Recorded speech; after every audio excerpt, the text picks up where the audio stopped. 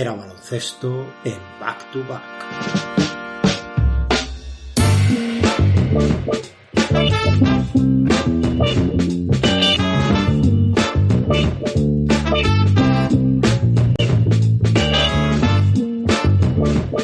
Hola, ¿qué tal? Bienvenidos una vez más a nuestra visita mensual a Back to Back, esta vez con la segunda parte del programa de What If, de qué hubiera pasado, ¿qué? Con las sugerencias de nuestros oyentes. ¿Qué tal, Manuel? ¿Cómo lo llevas?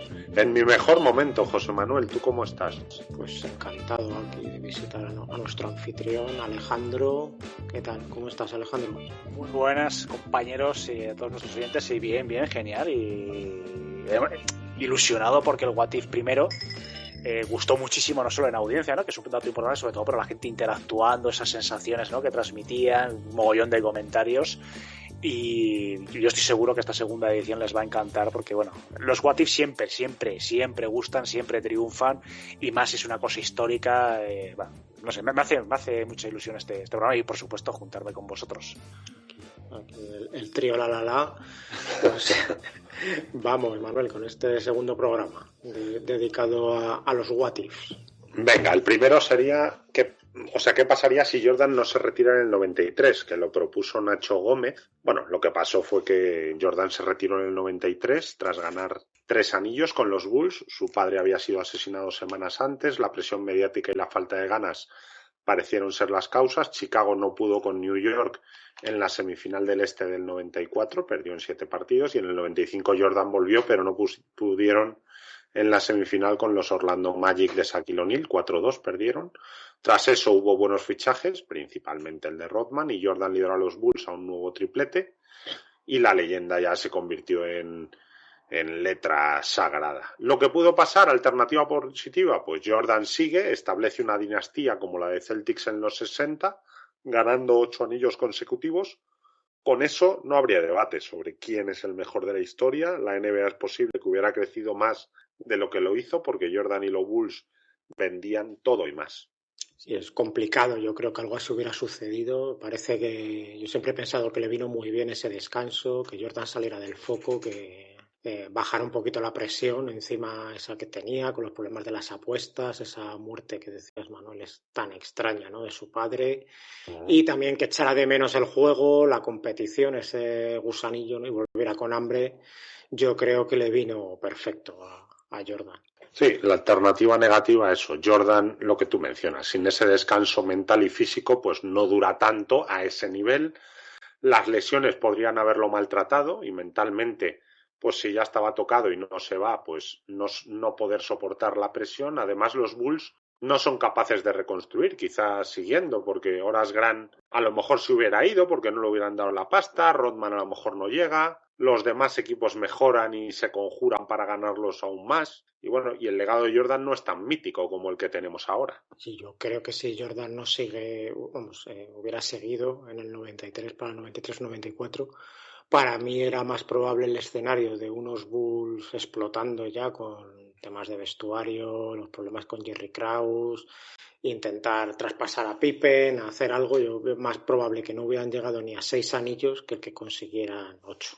Sí, mi opinión, bueno, es que no es automático eso, lo de no, Jordan y los Bulls hubieran ganado los del 94 y los 95 porque estaba Jordan. Ya dijimos en el programa, hicimos específicamente sobre esto, que esos Rockets que ganaron habían sido un equipo excelente con otro jugador con mentalidad de asesino como Olajuwon, y el resto de franquicias quizá hubieran ido aprendiendo a contrarrestar a estos Bulls, ¿no? Además de que el desgaste físico y mental, pues claro, insistimos, no hubiera permitido a Jordan llegar al 98 tan a tope. Yo sobre eso estoy casi seguro. Ya estaba con la luz de reserva en los playoffs del 98, igual que Chicago. De hecho, si no es por Kukoc, ese anillo no lo ganan. Y bueno, hubiera sido bonito verlo, porque cuanto más gente de calidad hubiera en la liga, mejor, pero que eso tan automático que yo suelo leer, supongo vosotros también, de no, es que los anillos de Olajuwon no valen porque no estaba Jordan. Bueno, pues en el 95 sí volvió y está por verse si hubiera estado, si les hubieran ganado a los Rockets. Yo lo dicho, veo más probable que los Bulls explotaran y que ese equipo se desmembrara a que llegaran a 8 anillos y no sé, o sea, está Jordan saliendo y empezando una segunda etapa con otra franquicia, a lo mejor siendo también exitoso en ella, pero eso, un cambio de aires o bien Jordan fuera o desmontando el equipo y a saber cómo hubiera ido eso, pero creo que le vino perfecto. Yo no sé esto, que ya lo comentamos un poco en el programa que hicimos específico de los Bulls del 94 con Jordan, no sé qué opinas tú, Alejandro, de qué hubiera pasado si Jordan hubiera seguido. Sí, es uno de los what if, yo creo, más importantes, ¿no?, de la historia de la NBA, por lo menos de la NBA moderna. Lo más probable, quizás, fuese pues que Jordan, por la calidad que tenía, evidentemente, hubiese conseguido, aunque sea sudando mucho, por lo menos esos títulos. No sé si a lo mejor hubiese...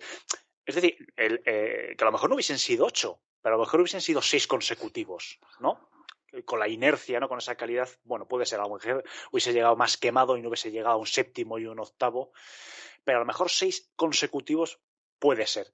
Lo que sí que está claro, lo que sí que tengo muy claro es que esta retirada de Jordan este año y medio ayudó a que los Bulls se modernizasen, llegase sangre nueva, Steve Kerr, Kukoc, Dennis Rodman, jugadores que dieron un soplo de aire fresco a este equipo y ayudó mucho a superar al gran rival que tuvieron los Bulls en los siguientes años, sobre todo en los 2 últimos, que fueron Utah Jazz, ¿no? De la pareja Stockton y Malone en su momento más álgido. Y Jordan, bueno, yo creo que también le ha ayudado a Jordan también esta retirada en la narrativa, ¿no?, de ser el GOAT, que es una cosa que a muchos les gusta, ese concepto, ¿no?, sí, que yo no me gusta nada, pero bueno, yo entiendo, ¿no?, porque tiene que acompañar este tipo de deportistas, este tipo de retiradas, me voy, pero vuelvo, me vuelvo a marchar, pero vengo, no sé, este tipo de cosas ayuda mucho, ¿no?, a la épica, por así decirlo. Entonces, el retirarse, el volver, tal, más allá de los motivos que yo pienso que solo lo sabe el mismo Michael Jordan, el por qué se retiró, eso lo tengo clarísimo, por mucho que ya le ha dicho cosas, yo no lo tengo tan claro. Yo creo que cuando habla de motivación y tal, yo creo que fue una confluencia de factores y dijo, mira, me pongo tierra de por medio y ya está.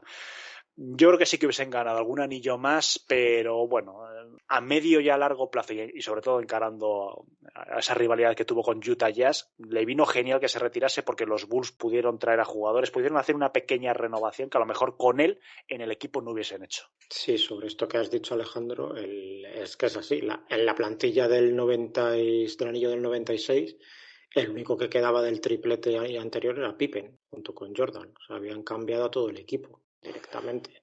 Entonces, eso es así. Y lo que dices de la narrativa es verdad. Yo también cuando se lee por ahí, sobre todo en prensa estadounidense, ¿no?, lo de Mohamed Ali como el mejor deportista del siglo XX, se incide mucho en lo de que le quitaron el título cuando se negó a ir a Vietnam, que regresó, ganó, perdió, volvió otra vez. Como que también si hubiera ganado y hubiera acabado seguramente con 80 victorias y 0 derrotas, no tendría tanta consideración como el hecho eso, de que le quitaran el título, volviera, lo recuperara. Y en el caso de Jordan yo creo que es un poco, estoy de acuerdo en que ha ayudado mucho esa narrativa, eso, ¿no?, de me voy después de ganar, vuelvo y juego media temporada y a la siguiente gano y me llevo el MVP y demuestro que soy el mejor, que sigo siéndolo, ¿no? Yo creo que le ayudó mucho eso a toda la consideración que tenemos de Jordan actualmente. Correcto, pues nada, saltamos al segundo what if de hoy. ¿Qué hubiera pasado con Julius Erving en los 70? Bueno, es una propuesta de cachador. Lo que pasó, pues que el Dr. J pasó los 5 primeros años de su carrera profesional en la ABA, que era una liga paralela en la NBA desde el año 67 hasta el 76, donde ganó 2 títulos con los New York Nets, que son los que luego y ahora son los Brooklyn Nets, en el 74 y en el 76, y se convirtió en el jugador más importante de la liga, bueno, más importante y que era la liga, sin él no hubiera durado tanto. Con la fusión, absorción o como quieran llamarlo de la ABA y la NBA, pues su equipo tuvo que venderlo a los 76ers, allí desarrolló una gran carrera, 3 finales, 77, 80, 82, más un anillo en el 83. Uno de los mejores de siempre, al que no se le da el mérito que tiene, quizá por esos años en la ABA, o al menos a mí me da esa sensación, para defender que un alero en la historia ha tenido una mejor carrera que la de Julius Erving, pues hay que argumentar mucho. El Dr. J pudo ir a la NBA en 1972 tras haber disputado una temporada en la ABA. Lo eligieron los Milwaukee Bucks, pero él pensó que con Karim Abdul-Jabbar y Oscar Robertson en el equipo, a este último ya solo le quedaban 2 temporadas y estaba cascadete, pero bueno, seguía siendo muy bueno, pues que no pasaría de ser un tercer espada. Nunca fueron una opción para él y se decidió a empezar a entrenar con los Atlanta Hawks de Pete Maravich, con Luke Hudson y Walt Bellamy, 2 muy buenos jugadores, alero y pívot respectivamente, aunque solo llegó a disputar unos partidos de exhibición porque una resolución judicial le obligó a regresar a la ABA.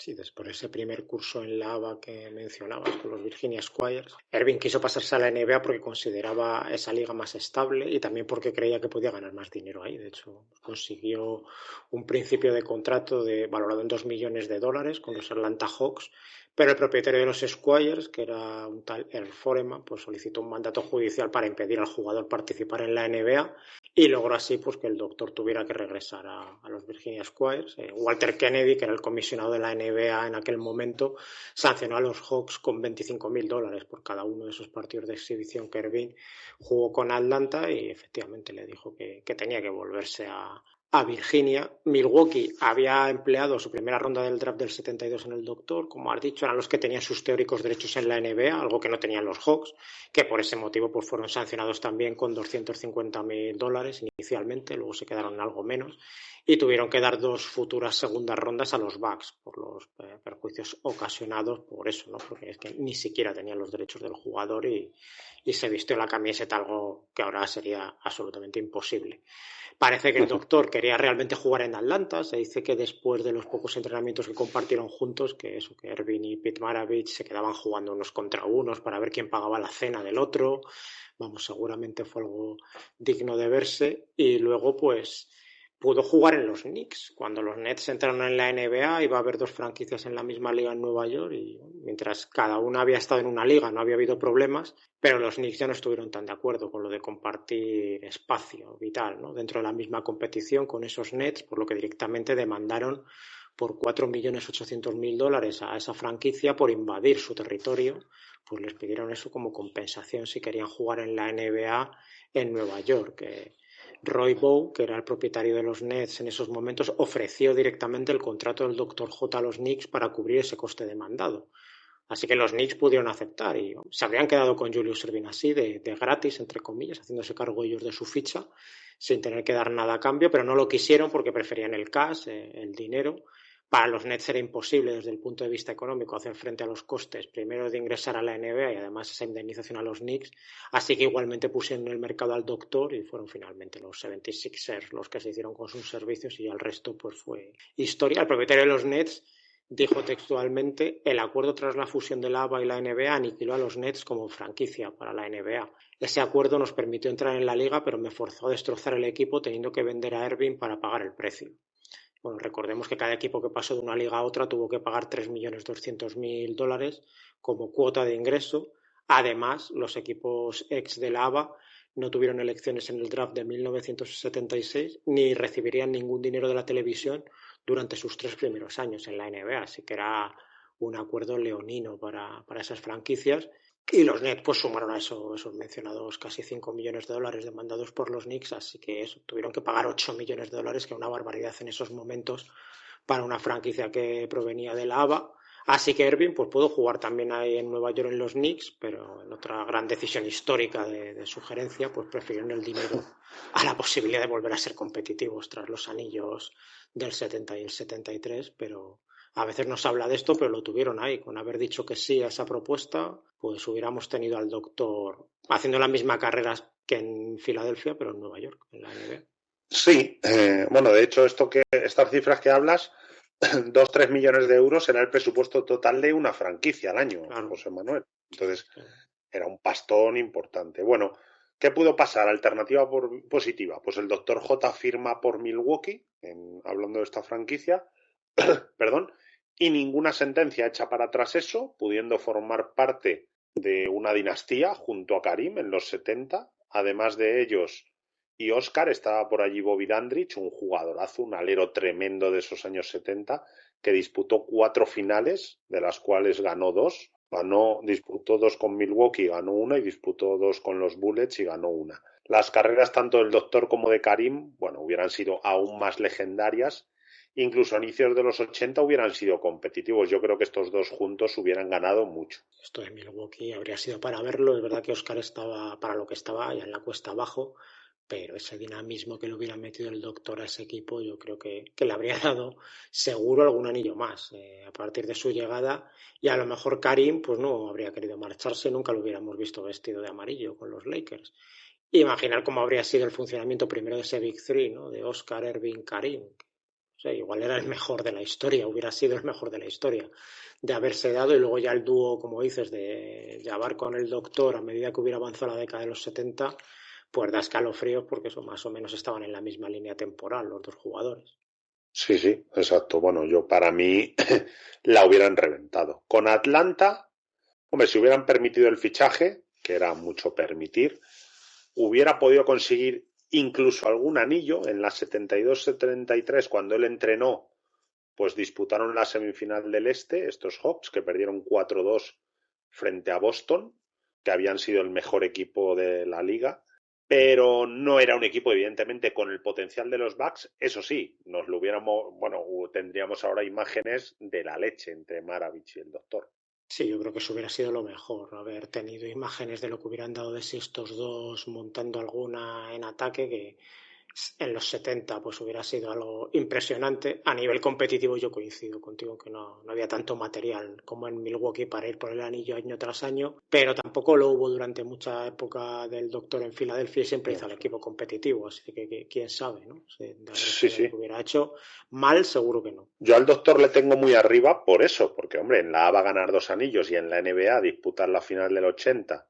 La del 81 no de milagro, pero pierdas en el 7º partido con Boston, que luego fueron campeones. Disputas la final del 82. Habías disputado la del 77 contra Portland Trail Blazers, ganando los 2 primeros partidos, y ganas en el 83. Hombre, es un tío, como tú dices, que hacía carburar a sus equipos. ¿Y qué hubiera pasado? Bueno, siguió en la ABA, pero en el salto de ligas, lo que tú has comentado, si hubiera llegado a Nueva York, lo hubieran aceptado como pago en especias, ¿no? Podría haber hecho renacer a la franquicia, como hizo con Sixers, como dices, y quizá ayudar a que no tuviera unos años tan convulsos. Por allí estaban, cuando él llegó, Bob McAdoo, que era un pivot moderno, no. Lo siguiente era un pivot que te tiraba de casi de 3, con una movilidad de la leche. Con bote había sido MVP de la liga en el 75, había tenido 3 o 4 temporadas metiendo más de 30 puntos con unos porcentajes altísimos. Walt Frazier, el mejor base de la década de los 70. El Monroe, un jugón que diríamos ahora y jugadorazo. Spencer Haywood, otro grandísimo jugador, que se fue apagando por las drogas. Su repercusión en un equipo como Knicks hubiera sido tremenda, y más si los hubiera hecho ganar, que yo coincido contigo que era bastante probable. Y bueno, pues hubiera cambiado bastante la historia de esa franquicia y quizá de la liga. Yo a mí este es el escenario que más me habría gustado. El Doctor yo creo que no tenía que haber salido de Nueva York y que los Knicks tuvieran la oportunidad de tenerlo sin dar nada a cambio en el 76 y que no lo quisieran porque prefirieron el dinero. Bueno, dice mucho de la visión de los propietarios del equipo en aquel momento. Los Knicks venían de no clasificarse ni siquiera para los playoffs la temporada anterior, en la 75-76. Tampoco lo hicieron en la 76-77, y que no vieron el impacto que podía tener Erving, pues error histórico, otro más de esa franquicia, y yo creo que hubieran levantado a la ciudad, ¿no? Y a la NBA le hubiera venido genial haber tenido a este hombre en Nueva York, en ese mercado, haciendo mates, saliendo en los pósters y promocionando la liga con eso. Sí, eso es lo que dices, levantarlo, porque el Dr. J, bueno, para los que no lo conozcan, pues era lo más parecido a lo que puede ser Jordan o un LeBron James cuando se pone a dar espectáculo, ¿no? Bueno, hay otros jugadores, pero de ese estilo, ¿no? Estrellas que realmente hacían jugadas que la gente se levantaba de sus asientos. Alternativa negativa. Yo en Milwaukee Bucks no me imagino ninguna, porque es que Karim y él eran tan buenos. Aparte, el Dr. J era un pelín más joven que Karim y siempre ha dicho que ha sido su jugador favorito, el mejor jugador de la historia. Entonces yo creo que ese respeto hubiera ayudado a encajar. Sí, igual se hubieran encontrado con problemas de espacio, con que Irving no pudiera hacer su juego de penetraciones continuas, que era un poco la señal de identidad, sobre todo al principio de su carrera en la ABA, en esa época.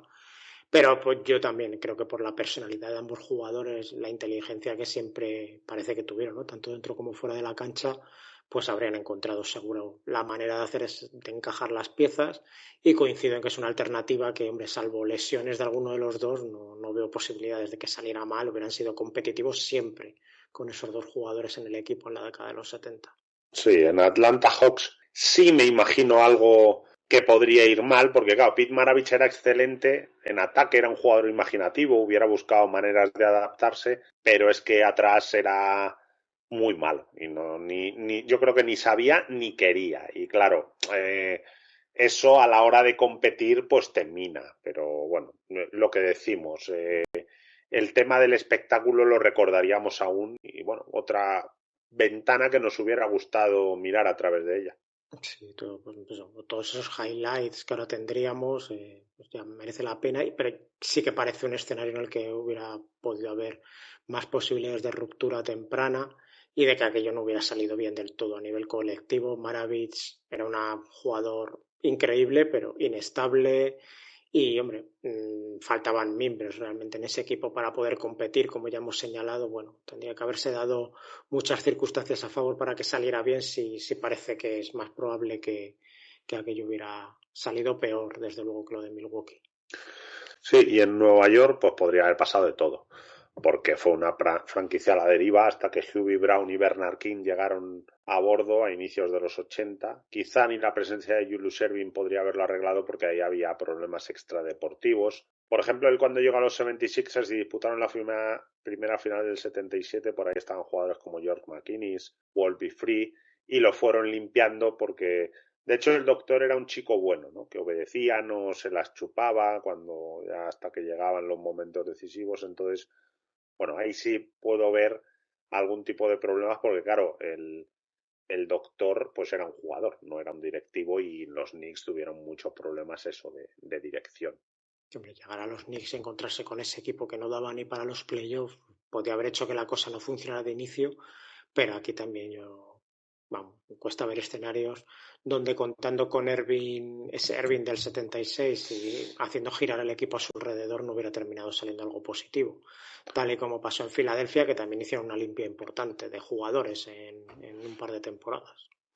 Sí, y bueno, en la ABA, pues si el doctor J hubiera dejado antes la ABA, hubieran tenido que cerrar, porque realmente ni con él consiguieron ese contrato nacional, que fue lo que les lastró. Pues sin él yo creo que no hubiera podido sobrevivir. Mi opinión es que lo de Milwaukee hubiera cambiado la historia de la liga, al menos toda la década de los 70, y el recuerdo de Karim y el doctor sería muy diferente. De hecho, posiblemente lo que tú dices, a lo mejor Karim no hubiera ido a Lakers y toda esa época nos lo hubiéramos perdido. A lo mejor él, ya ganando mucho, no hubiera querido seguir más. Bueno, quién sabe. Lo de Atlanta, eso no lo veo tan positivo. Me parece que en la ABA le fue mejor que saltando a Atlanta, sinceramente, y que Filadelfia pues fue mejor franquicia para él de lo que hubiera sido Nueva York a priori. Es que claro, el Karim del 72 era un tipo de 35 puntos y 17 rebotes por partido. Tenían a Oscar, a Dandridge, llega ahí un Julius Erving de 22 años volando, pues que aquello hubiera sido ilegal. Y lo dicho, eso luego podría hubiera podido mantener en el tiempo, porque Jabbar y el doctor se llevaban 3 años y el doctor se retiró antes que Jabbar, siendo 3 años más joven al final.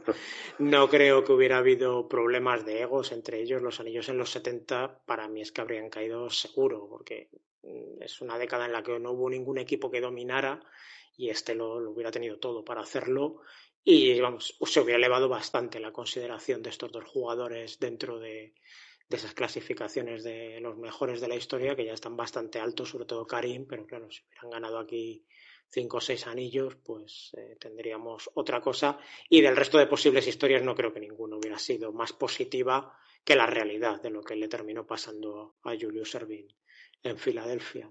¿Tú qué opinas, Alejandro, de este jugador y de todos estos escenarios que hemos comentado? Sí, hay unos cuantos, ¿no? Ramificaciones. Bueno, empezando por los Bucks, que también yo creo que era el más complicado de que se hubiese dado, pero está claro que su llegada a los Bucks hubiese tenido muchas consecuencias. La NBA posiblemente hubiese sido otra, ¿no? Primero, yo creo que los Bucks hubiesen sido el gran equipo dominador, como mínimo, en la primera mitad de los años 70 y posiblemente en toda la década. Eso hubiese llevado a Kareem seguramente a no marcharse a los Lakers, con todas las consecuencias que hubiese tenido para los Lakers. Pero lo que está claro es que para mí en los Bucks, ese equipo que ya de por sí en los 5 primeros años de los 70 fue uno de los grandes equipos del este, yo 2, 3 títulos mínimo sí que considero que hubiesen tenido. Respecto a Atlanta, bueno, a los Knicks, es que el tema de los Knicks es curioso, ¿no? Como da igual el propietario, da igual el momento histórico en el que estén, pero los Knicks siempre tienen alguna cosa, alguna metedura de pata gorda, ¿no? Yo puedo entender, ¿no?, que en esos momentos era mucho dinero, que prácticamente con el dinero que les llegaba, si rechazaban la llegada de Julius Erving, era prácticamente para cubrir el presupuesto anual de salarios, o una parte importante, ¿no? Pero es que ese tipo de decisiones son las que te cambian el devenir de una franquicia, y tampoco lo supieron ver ahí. Es que da igual en qué década hables de los Knicks, que siempre tienen historias de estas. Da igual en los 90, en los 80, en el siglo XXI. Si hubiese llegado a los Knicks, yo no sé si los Knicks hubiesen sido un equipo ganador de títulos, pero lo que está claro es que hubiese sido un equipo competitivo, de playoff, un equipo contender, que es lo que se llama hoy en día, ¿no? Atlanta no lo domino tanto, el tema de Atlanta. Lo que se está escuchando, vamos a ver, yo creo que en general al equipo al que hubiese ido Julius Erving, más allá de las químicas personales con otros jugadores, por ejemplo, ¿no?, que comentabais el tema de Maravich y de su personalidad, pero yo creo que cuando llega un talento tan inmenso como Julius Erving y hay jugadores de tanto talento, van a intentar hacer lo posible para que encajen las piezas. Yo creo que el salto cualitativo hubiese sido notorio.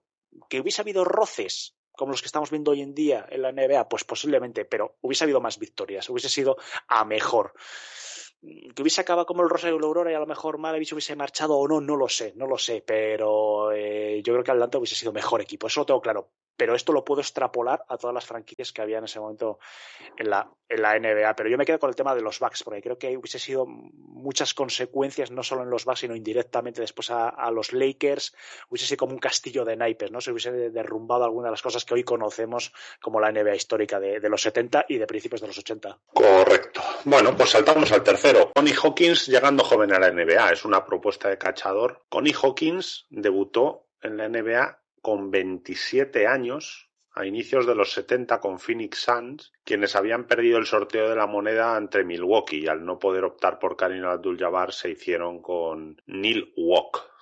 Sí, Hawkins, a pesar de que prácticamente no sabía ni leer ni escribir, consiguió entrar en la universidad en Iowa, a la que fue, según sus propias palabras en su biografía, porque parecían buena gente, que fueron además los que más dinero le dieron directamente, pero solo estuvo un año en la NCAA envuelto en problemas de apuestas, que realmente nunca se probaron y por lo que nunca fue condenado formalmente, pero que marcaron su vida de ahí en adelante, porque en el 61, con solo 19 años, fue sancionado de por vida por la NCAA y también por la NBA, aunque nunca llegó a haber un pronunciamiento oficial sobre el tema, pero estuvo ahí en el aire y los equipos lo sabían.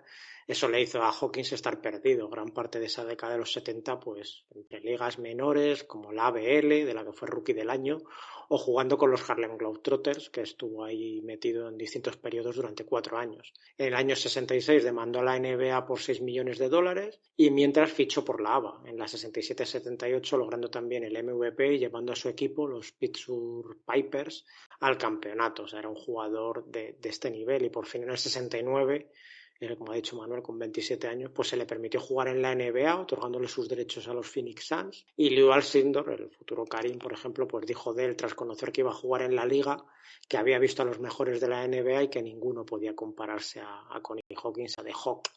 Oscar Robertson ha hablado de él muchas veces como un preludio del juego que luego se vio del Dr. J, y posteriormente Michael Jordan, y así pues muchos más, siempre alabando a este jugador que eso era espectáculo y efectividad. Tuvo una buena carrera en la NBA, 4 veces All-Star, pero estaba muy cascado físicamente por haber jugado pues en campos y en condiciones manifiestamente mejorables. Aunque se retiró en el 76, su mejor temporada en la liga fue la de debut, y de ahí fue hacia abajo, lo que habla bien pues eso de en qué condiciones llegó. Sí, con una vida, bueno, le crió su madre ciega junto a otros 5 hermanos en Brooklyn, en un piso que también en su biografía dice que era más bien un barracón, donde también decía que a los 13 años se pasaba el día fumando María y bebiendo vino Peleón desde por la mañana, y que el baloncesto lo salvó, ¿no? Por no haber acabado muerto en alguna esquina de adolescente. Estos eran las vidas que a veces tenían estos jugadores que llegaban a la liga y luego encima pues tuvo la mala suerte eso, de verse envuelto en un tema del que parecía que no fue culpable, pero que le tuvo 8 o 9 años vagando por canchas de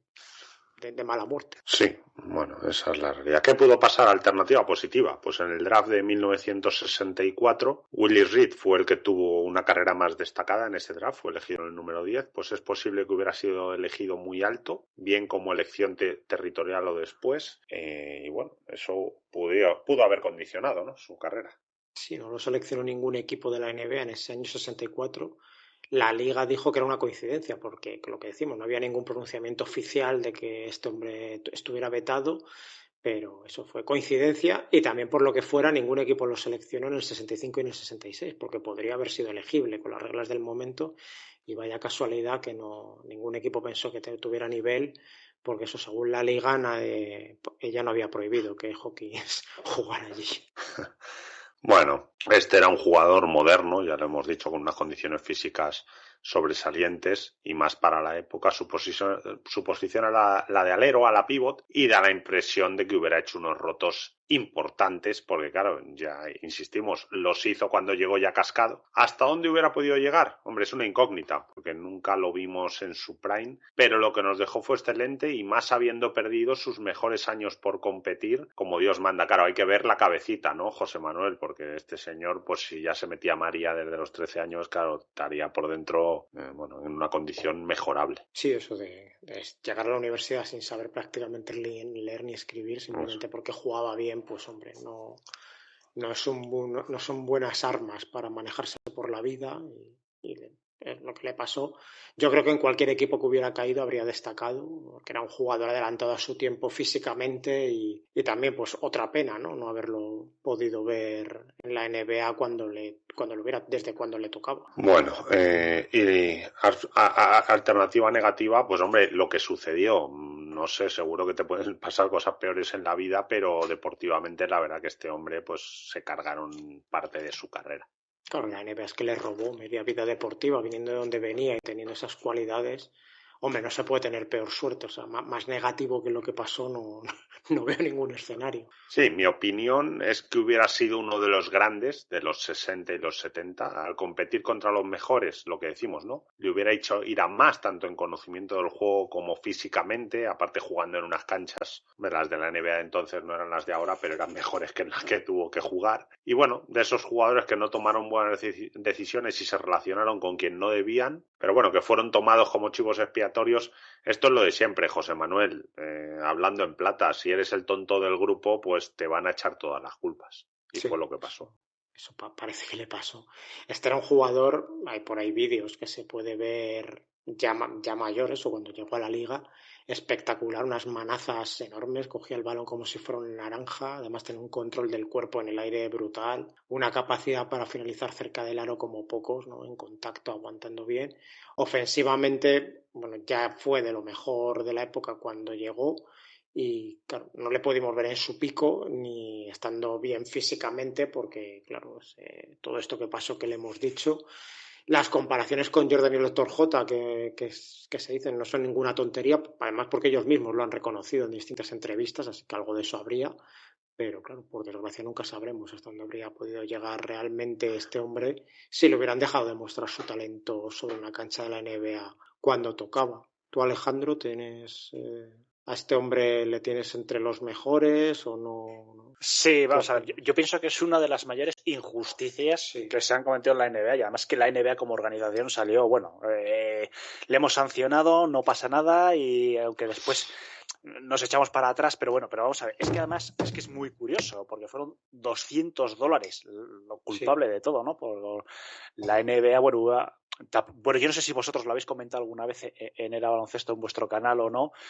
pero se ve que pidió a Jack Molinas, que alguna gente sí que le conoce a la gente que sea muy avezada en esto de la NBA vintage, que era un jugador universitario que se dedicaba a hacer apuestas, y esos $200 parece que, por lo que he estado leyendo, más que investigando, leyendo, le acusaron después, de ser comisionista intermediario, le sancionan y su carrera se va al traste, porque no es lo mismo llegar a la NBA con 4 años más que con 4 años menos. Y además lo que habéis comentado vosotros, ¿no? Es que esos 4 años que se pasó, 3-4 años que se pasó por ahí en competiciones menores, físicamente le machacaron mucho.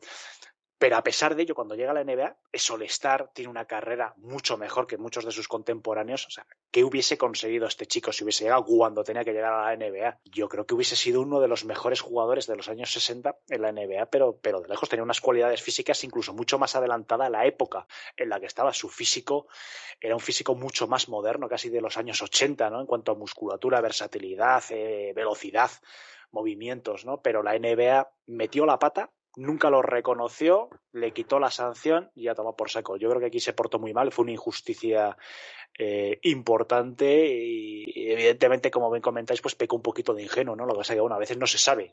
Yo creo que él no sabía evidentemente lo que estaba haciendo Jack Molinas y le pidió el dinero de una forma inocente, $200, que en esa época evidentemente, pues fíjate, era mucho dinero, no son los $200 de hoy en día, los 200 euros.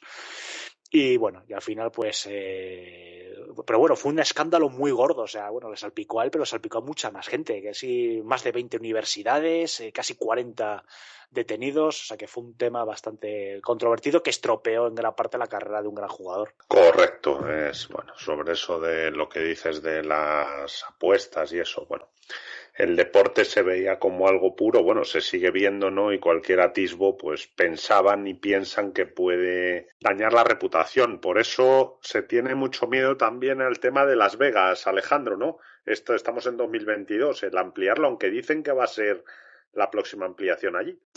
Sí, Las Vegas, es que hay varios jugadores que están presionando claramente, algunos empiezan por LeBron, su apellido, así que está claro que no, es que es evidente, pues no solo el mercado interior, porque Las Vegas como ciudad en Estados Unidos no tiene tanta importancia, pero es que de cara a ese negocio internacional, a los turistas, a todo, interesa muchísimo tener una franquicia en Las Vegas, pero de lejos. Pues eso. Pues otro nuevo What If. Drexler y Olajuwon, Clyde Drexler y Hakeem Olajuwon juntos desde 1984 en Portland. La propuesta, como no es de Héctor, nuestro compañero aquí en Conexión Blazers, lo que pasó, pues en el draft de 1984 fue el último que se celebró con la moneda al aire. Los dos peores equipos de cada conferencia se jugaban el número 1, ganó Houston y eligió al que todos consideraban el mejor jugador del momento, Hakeem Olajuwon. Luego fue Hakeem, se cambió el nombre, se hizo musulmán, pero en esa época era solo con una A, era nigeriano, y jugaba en la Universidad de Houston, y Portland pues se fue a por Sam Bowie con el número 2, Jordan fue el tercero. No entraremos ahora en esta polémica, la realidad fue esta. Olajuwon consiguió que los Rockets fueran competitivos de inmediato, incluso los lideró a la final del 86 con Ralph Sampson como pareja. El equipo entró en una vorágine de jugadores suspendidos por drogas, malos fichajes, hasta que a mediados de los 80 consiguieron 2 anillos, los del 94 y el 95, con Olajuwon como el mejor jugador de la liga de largo. Parecía que aquellos Rockets eran el futuro de la NBA a finales de los 80, las Torres Gemelas, parecía que lo tenían todo, ¿no? Que iban a tomar el relevo de los Lakers en el oeste tras esa victoria sorprendente en la final de conferencia del 86, pero se vinieron abajo muy muy rápido ese proyecto. Sí, y Portland no pudo hacer de Bowie su jugador franquicia, ni siquiera un jugador de estrella, porque aparte de que hubo lesiones, la presión mediática, un buen jugador, pero nunca, yo creo que ni sano se hubiera acercado a los niveles de Olajuwon ni Jordan, pero eso es otro tema. Alternativa positiva para Portland, pues ganan el sorteo de la moneda a los Blazers, eligen Olajuwon y se junta con un joven Drexler,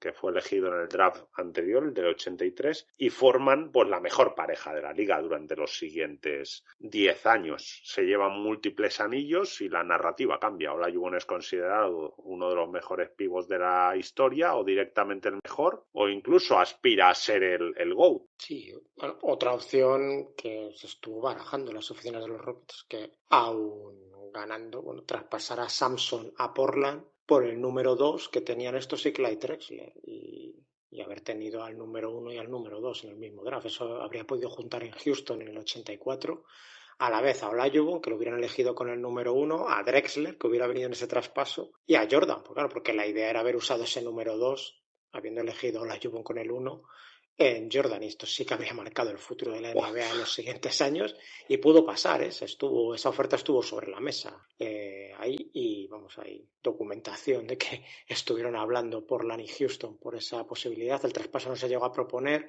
de manera oficial, pero claro, solo pensar en la dinastía que se podría haber montado en Houston con estos tres creciendo juntos, todos llevándose un año, nacieron entre el 62 y el 63 estos tres jugadores. Bueno, da miedo pensar en lo que podría haber sucedido. Sí, y bueno, alternativa negativa, desde el punto de vista de los Blazers, ¿no? Pues lo que pasó, ¿no? Ya que aunque Portland no le fue mal, con Drexler, luego llegaron Terry Porter, Buck Williams por traspaso, Jerome Kersey, también del draft como Porter y compañía, pues nunca lograron el anillo. Su recorrido en la superélite se limitó a 3 campañas, 2 finales de la NBA, 90 y 92, y una final de conferencia en el 91. Bueno, es que nada pudo ser peor que lo que le pasó a los Blazers con Bowie. Es verdad que arriesgaron mucho con un jugador que ya trae un historial de lesiones trufadito, porque se había perdido entero el curso 81-82 con Kentucky por una fractura en la tibia de su pierna izquierda, y esta no acabó de curarse correctamente y también terminó pasándose en blanco la 82-83. O sea, había estado 2 años enteros sin jugar al baloncesto.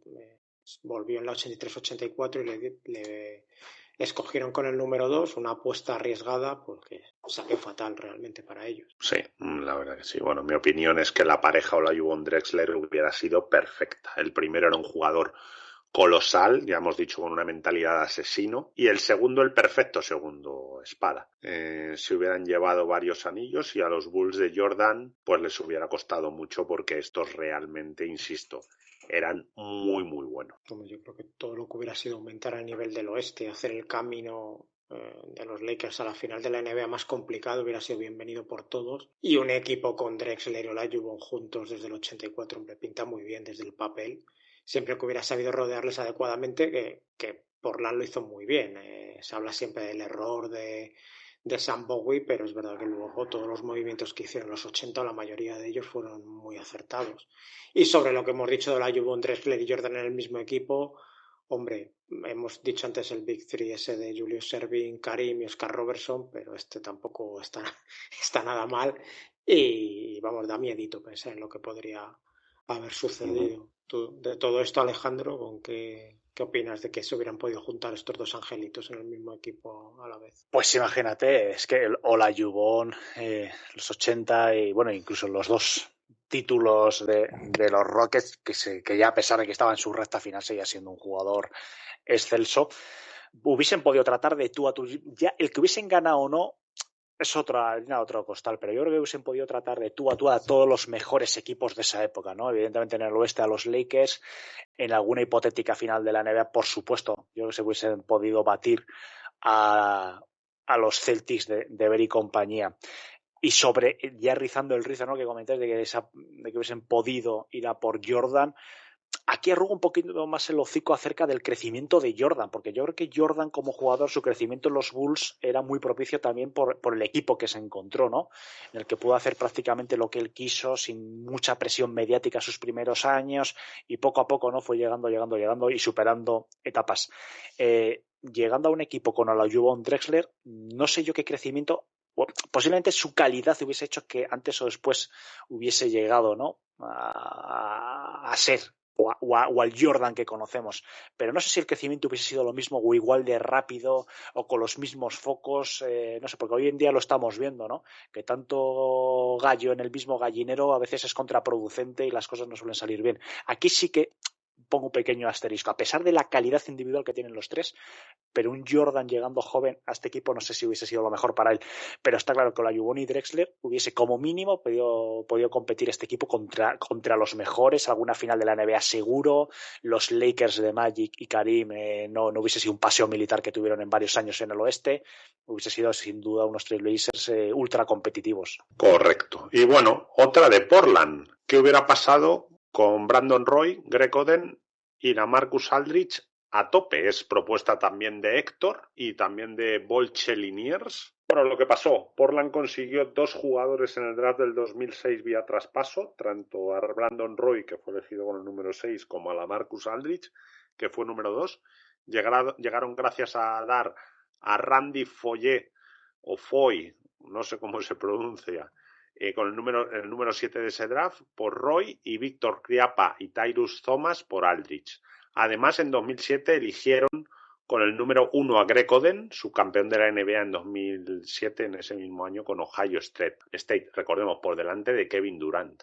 Sí, parecía un trío de jugadores jóvenes, además espectacular, muy complementario, porque Roy para mí era un líder de estos que podía ser la cabeza de un equipo, capaz de generar para él y para los demás, mentalidad de killer en los momentos calientes, a mí era un jugador que me encantaba. Y Aldridge era un anotador brutal desde el poste y desde la media distancia, que además también ayudaba más de lo que parecía en defensa, sobre todo en sus primeros años en la liga. Mientras que Oden, pues era eso, un 7 pies, del que se había oído hablar como el siguiente gran pívot de la NBA, casi desde que estaba en su primer curso en el instituto.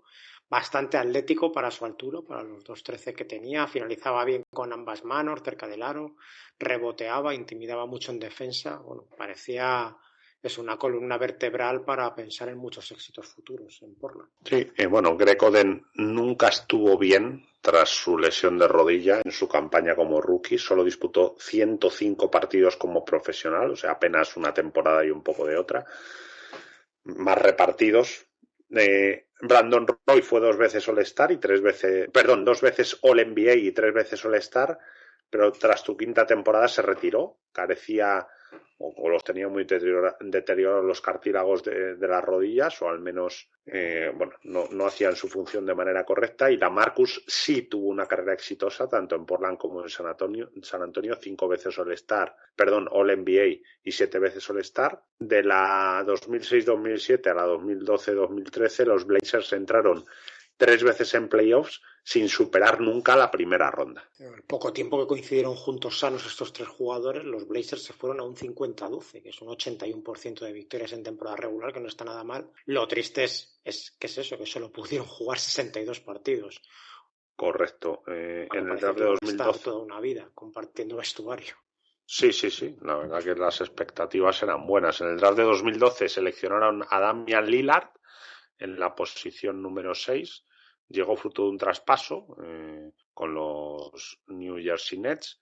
Con los otros 3 sí que parece que hubieran sido la releche, aún más, pero no sabemos si hubieran tenido problemas de ego ni cómo se hubieran desarrollado los acontecimientos en cuanto a ese traspaso u otras decisiones para que llegara a Lillard, si con los otros 3 lo hubieran hecho bien. Bueno, lo que pudo pasar, alternativa positiva, porque Greg Oden se convierte en ese pívot avasallador. Se le veía en la época una especie de Shaquille O'Neal, porque realmente el tío era poderoso y grande. Brandon Roy consigue estar en la élite 10-12 años y se unen a LaMarcus Aldridge, que ya hemos dicho rozaba esa superélite. Claro, tienes a un escolta de lo mejor de la liga que además podía manejar muy bien el balón y anotar a placer. Kobe Bryant era uno de los que más admiraba.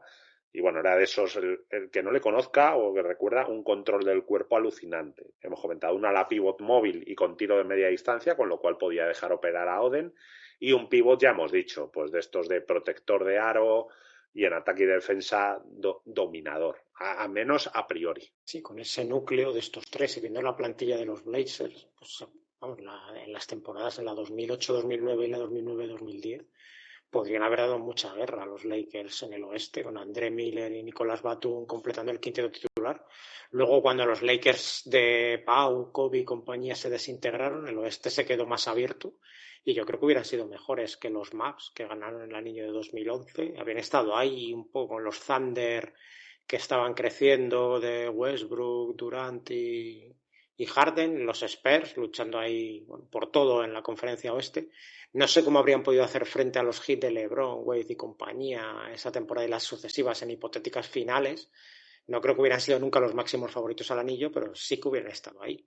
Y además Lillard podía haber seguido llegando a Portland, aunque este equipo hubieran estado a tope con estos tres, ya que llegó con el pick de los Nets obtenido a cambio del traspaso de Gerald Wallace, que era un traspaso que podría haberse dado igualmente aunque el equipo hubiera ido bien. Y ahí ya sé que habríamos tenido unos Blazers, yo creo, realmente aspirantes a todos. Si este tipo se hubiera unido a un equipo que estuviera ahí en todo lo alto del oeste y además hubiera llegado Lillard de rookie. Correcto. Bueno, la alternativa negativa a lo que pasó, ya hemos visto todos esos problemas. Y mi opinión, hombre, es que a pleno rendimiento estos tres podrían haber situado muy arriba a su equipo. Desde luego aspirarían al anillo durante todos esos años. Mi duda es quién de esos tres hubiera sido el alfa dog, ¿no? Greg Oden no lo parecía, quizá las lesiones lo dejaron con un perfil bajo. LaMarcus no lo fue en toda su carrera y bueno, no lo parece. Y Brandon Roy sí que parecía que tenía todas las armas, pero claro, no sabremos si este tío pues se pone a competir si hubiera resistido la presión. Sí, yo creo que Roy era un jugador, bueno, eso espectacular, de mis favoritos de esa primera década del siglo, y que sí, para mí sí tenía la mentalidad adecuada para ser líder dentro y fuera de la pista de ese grupo. A mí me hubiera gustado verlo teniendo una carrera completa, sobre todo para ver hasta dónde habría podido llegar, porque me parece que fue una pena que este jugador se tuviera que retirar tan joven. ¿Tú, Alejandro, qué piensas que hubiera podido pasar con este trío teniendo la carrera que se esperaba de todos ellos?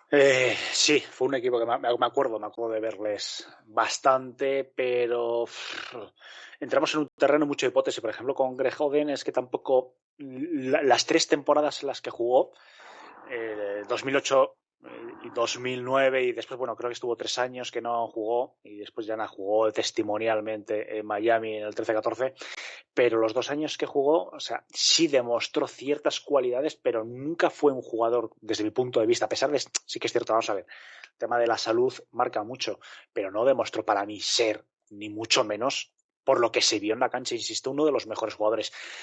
Entramos en el terreno de la hipótesis cuando decimos, es que si hubiese estado al 100%, pero es que eso se puede extrapolar a muchos, a decenas y decenas de jugadores. Sí. ¿Al 100% todos? Pues sí, evidentemente. Si hubiesen cumplido el 100% de las expectativas, lo voy a explicar así, para que yo creo que se pueda entender, si hubiesen cumplido el 100% de las expectativas todos estos jugadores, por supuesto, hubiese sido un equipo, hubiese estado en la élite, por así decirlo, del oeste. Pero es que contemporáneo a este proyecto también hubo otros proyectos en la NBA que también estuvieron lastrados por las lesiones. Es decir, no me gusta. Yo entiendo a Héctor, a mi compañero Héctor de Conexión Blazer, que lo tenemos aquí también todas las semanas en Back to Back. Yo lo entiendo, ¿no? Pero también hay que entender que esto es una cosa que pasa todos los días en la NBA y estamos hablando de un terreno, no sé, que no me quiero enrollar mucho, voy a resumirlo de una manera. Como yo, por ejemplo, a Greg Oden, que para mí es la clave de este proyecto, una de las claves, como nunca le vi al 100% lo que pudo demostrar en la NBA, no sé cuál era su techo, porque no le vimos ni una, ni dos, ni 3 temporadas. Decir, coño, es que estas 3 temporadas está promediando 25 puntos, 10 rebotes. Pues hubiese dicho, coño, qué pena que se lesione y que ahora haya bajado a un tercio de su rendimiento. Pero es que él no lo demostró en la NBA en ningún momento, excepto algún partido en concreto.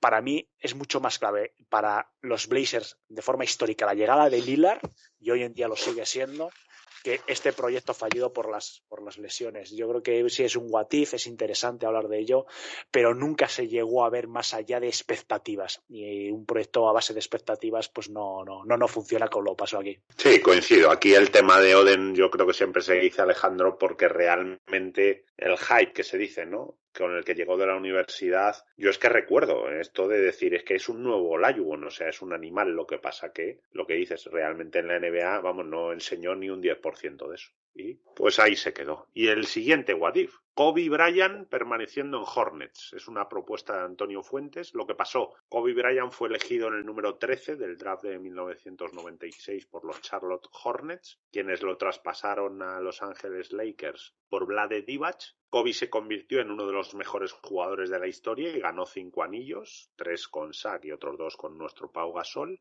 Y bueno, Divac estuvo 2 cursos allí en Charlotte y firmó luego como agente libre con Sacramento, dando guerra precisamente a los Lakers. Los Hornets habían traspasado un año antes a Alonso Mourning a los Heat por Anthony Mason. Necesitaban urgentemente un pívot de ciertas garantías para plantar ahí en el centro. Además, Kobe, un adolescente total por aquella época, con 18 años casi recién cumplidos, había declarado que él no jugaría nunca en Charlotte, ya que quería ir a un mercado grande. Y bueno, pues todo eso hizo que la posibilidad de ver a Bryant vistiendo la camiseta de los Hornets fuera casi imposible. Vamos, que nunca hubo casi ninguna posibilidad de que este what if hubiera sucedido. Sí, eso... Bueno, lo que hablamos siempre, ¿no, José Manuel? Cuando un jugador se niega es complicado. Pero bueno, hagamos abstracción, pensemos que Kobe de alguna manera lo convence, no puede quedarse. Bueno, crece junto a Glenn Rice, Anthony Mason del Curry y compañía, refuerzan mínimamente el equipo, ¿no? Y pueden competir muchos años, incluso acercarse al anillo con los momentos adecuados. Y claro, Kobe explota estadísticamente de manera portentosa al no tener que compartir equipo con Shaq. Yo creo que eso sí hubiera sucedido sí o sí. Y el 5 inicial de esos Hornets en el 96-97 podría haber sido algo como Tyrone Bogues, Kobe Bryant, si se hubieran atrevido a poner a un crío de 18 años en esa época, que lo dudo, como titular. Bueno, luego Glenn Rice de alero, Anthony Mason de ala pivot y Matt Geiger con su calva reluciente y su perilla de 5 y estoy del Curry ahí de sexto hombre, el padre de Steph. Rice hubiera sido la estrella absoluta del equipo, en cualquier caso fue miembro del segundo equipo del NBA ese curso, habría sido un equipo divertido de ver,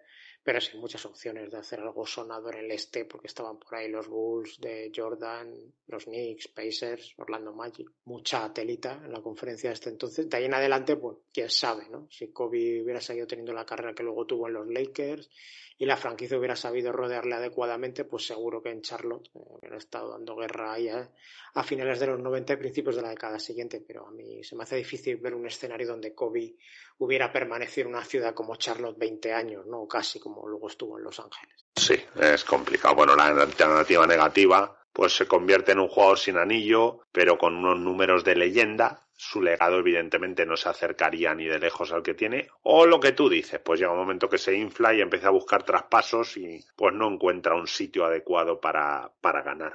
Claro, yo creo que estar en los Lakers y coincidir ahí con Shaq ayudó mucho a establecer a Kobe como estrella en la liga, porque pudo crecer sin ser el único foco de atención del equipo y eso sin un Shaq como aquel al lado hubiera sido imposible. Igual hubiéramos visto la versión esta chupona que yo no soportaba mucho de Kobe, ¿no? Ahí entre el 2005 2006, pues a lo mejor hubiéramos visto antes de tiempo lo que tú decías, ¿no? Una explosión estadística ahí de 35 puntos por partido y lo que habríamos tenido pues es a un súper anotador sin anillos con una carrera bastante más pobre de la que finalmente tuvo. Los Hornets, por ejemplo, no tenían elección de draft en el 97 y en el 98. Si hubiera ido todo igual, seguramente no habrían tenido un número alto posteriormente, eso en el año 98. Y vamos, se me hace difícil pensar que en Charlotte hubiera traído a muchos agentes libres estrella para rodearlo, así que muchas carambolas se tendrían que haber dado para que Bryant hubiera tenido éxito colectivo jugando con los Hornets. Sí, mi opinión es que Kobe ha sido uno de los mejores competidores de la historia. Un trabajador como pocos, perfeccionista, excelso tanto en ataque como en defensa, pero con un defecto grave a la hora de compartir el balón y tirarse en mandarinas. O sea, realmente no tenía la facilidad que yo creo que tuvo Jordan para generarse tiros fáciles. La realidad es que solo con Shaq y con Pau al lado fue capaz de luchar con los mejores. Yo creo que LeBron James, por compararlo con alguien contemporáneo, ha sido capaz durante toda su carrera de hacer competir al máximo equipos más limitados, sobre todo en su primera época con Cleveland, bueno, y esta última con Cleveland también. Eso creo que nos hace pensar que en Charlotte el éxito le hubiera sido esquivo y que quizás se habría convertido eso, pues, en aún más egoísta, como estamos diciendo. Dicho lo anterior, hombre, a mí es un jugador, no sé qué opináis vosotros, con el que me gustaría ir a la guerra, ¿eh? Era un tío que tenía carácter y que, bueno, aunque no acertase con la manera, yo creo que era un tío que iba a ganar con todo. A mí es un jugador que siempre me dejó bastante frío, la verdad. O sea, reconozco sus cualidades, no le quito ningún mérito a su carrera, pero yo creo que necesito siempre eso, un gran jugador al lado para poder llevar a un equipo al siguiente nivel. Con él como único foco no creo que era yo no le vi nunca como un tipo que fuera a tirar del carro y llevar eso que él iba a dar todo, pero con una manera de jugar y de ser que no, yo creo que a nivel colectivo no ayudaba. Y bueno, yo creo que en Charlotte habría sido muy difícil ponerle al lado a alguien del nivel de Shaq o de Pau Gasol por eso, porque era un equipo que no atraía a nadie y yo eso lo veo complicado y por eso digo que no veo ningún escenario muy positivo de Kobe si se hubiera quedado en Charlotte. No, yo creo que hubiera sido una relación poco duradera. No sé, tú Alejandro, ¿cómo lo ves esto de Kobe en Charlotte? Para empezar, si me permitís, a mí siempre me ha parecido curioso, ¿no? Cuando Kobe dijo que un rechazo, ¿no? Charlotte, que era un mercado grande. Claro, cuando dices mercado grande, evidentemente todos sabemos que te refieres a Nueva York, a Los Ángeles o como mínimo Chicago o Miami, vamos. Sí. Y mucha gente como compra ese argumento en España. Cuando habla la gente de Charlotte, digo Charlotte, como puedo decir en otras muchas ciudades, y a veces te da la sensación de que están hablando de un pueblo aquí de medio, yo que soy de Burgos, aquí de un pueblo de la provincia de Burgos perdido de 50 habitantes, cuando Charlotte es una ciudad enorme de 600.000 habitantes, zona metropolitana de 2 millones, sede de alguna de las más importantes empresas de Estados Unidos. O sea, es una ciudad, en serio, aparte de preciosa, no sé, bueno, eso es un comentario que hago a nivel general, ¿no? Que a veces hablamos de las ciudades norteamericanas como si fuesen barrios no sé. Bueno, de lo que comentáis, yo me inclino más acerca, vamos a ver, es que Kobe Bryant, su peor enemigo era él. Y esas tentaciones que tenía siempre, ¿no? Acerca del individualismo. Cuando se juntó con determinados jugadores como Pau Gasol o Shaquille O'Neal, yo creo que sacaron. Es que Kobe Bryant necesitaba un jugador de este perfil para sacar lo mejor de él mismo, para frenarle en determinadas situaciones, porque lo habéis comentado muy bien, ¿no? Lo que habéis dicho en vuestra exposición. El Kobe Bryant de Los Ángeles Lakers tuvo lo mejor y lo peor, pero incluso en su prime. O sea, no estamos hablando de sus últimos años, ya, bueno, pues que el equipo estaba prácticamente derruido, esperando casi a que se jubilase para iniciar una reconstrucción, etc, etc. No, es que en función de los compañeros que tuvo a lo largo de su carrera, vimos que un Kobe Bryant, el mejor Kobe Bryant no era el más anotador. Y eso dice mucho de un jugador en la NBA. Yo creo que en Charlotte Hornets, no sé si hubiese llegado a algún título, posiblemente los Hornets sí que hubiese sido un equipo, bueno, pues en la élite, ¿no? Un equipo pues de factor cancha, vamos a decirlo así, en el este, pero tengo serias dudas de si hubiese llegado a hacer al equipo campeón. No sabemos, evidentemente, si el equipo después teniendo a Kobe Bryant pues hubiese movido en el mercado libre, hubiese traído a alguna gente libre, pues bueno, que lo hubiese encajado bien, no lo sé, pero evidentemente no hubiese tenido ni de lejos la carrera que tuvo en Los Ángeles Lakers, porque ayudó evidentemente mucho el estar en un equipo, pues posiblemente el más importante de la NBA moderna como Los Ángeles Lakers, el que hubiese pues tenido compañeros como Shaquille y tal. Pero es que Kobe Bryant, insisto, en ese sentido, y que se me entienda bien, valorando, que también es uno de los mejores jugadores de la NBA moderna, pero creo que su gran enemigo estaba en esas tentaciones individualistas tan fuertes, en el mirar solo en el aro cuando tenías a jugadores bien posicionados. No sé, se le vio en varios años de su trayectoria y yo creo que los Hornets no hubiese tenido freno para ese Kobe Bryant. Hubiésemos visto quizás un Kobe Bryant mucho más anotador, pero por otro lado no hubiese hecho tan bueno al equipo como en determinados momentos consiguió hacer a los Lakers. Y compro vuestros argumentos totalmente, estoy totalmente de acuerdo. Bueno, pues nada, pasamos de Kobe Bryant a otro what if con Bill Russell permaneciendo en los St. Louis Hawks. Eso es una propuesta también de Antonio Fuentes. Lo que pasó, Bill Russell fue elegido por los St. Louis Hawks en el draft de 1956, un equipo sin jugadores negros, lo mismo que los Celtics de entonces, que fueron campeones en el 57 solo con Russell como representante de esa raza. Russell fue traspasado a los Celtics a cambio del pívot Ed Macauley, 6 veces All-Star hasta la fecha, y el alero rookie Cliff Hagan. Red Auerbach era conocedor de las limitaciones ofensivas de Russell, pero pensaba que desde la defensa y con Bill como líder, pues podrían construir un equipo campeón. Así fue, ganaron 11 de los siguientes 13 campeonatos, con Russell de líder total y absoluto.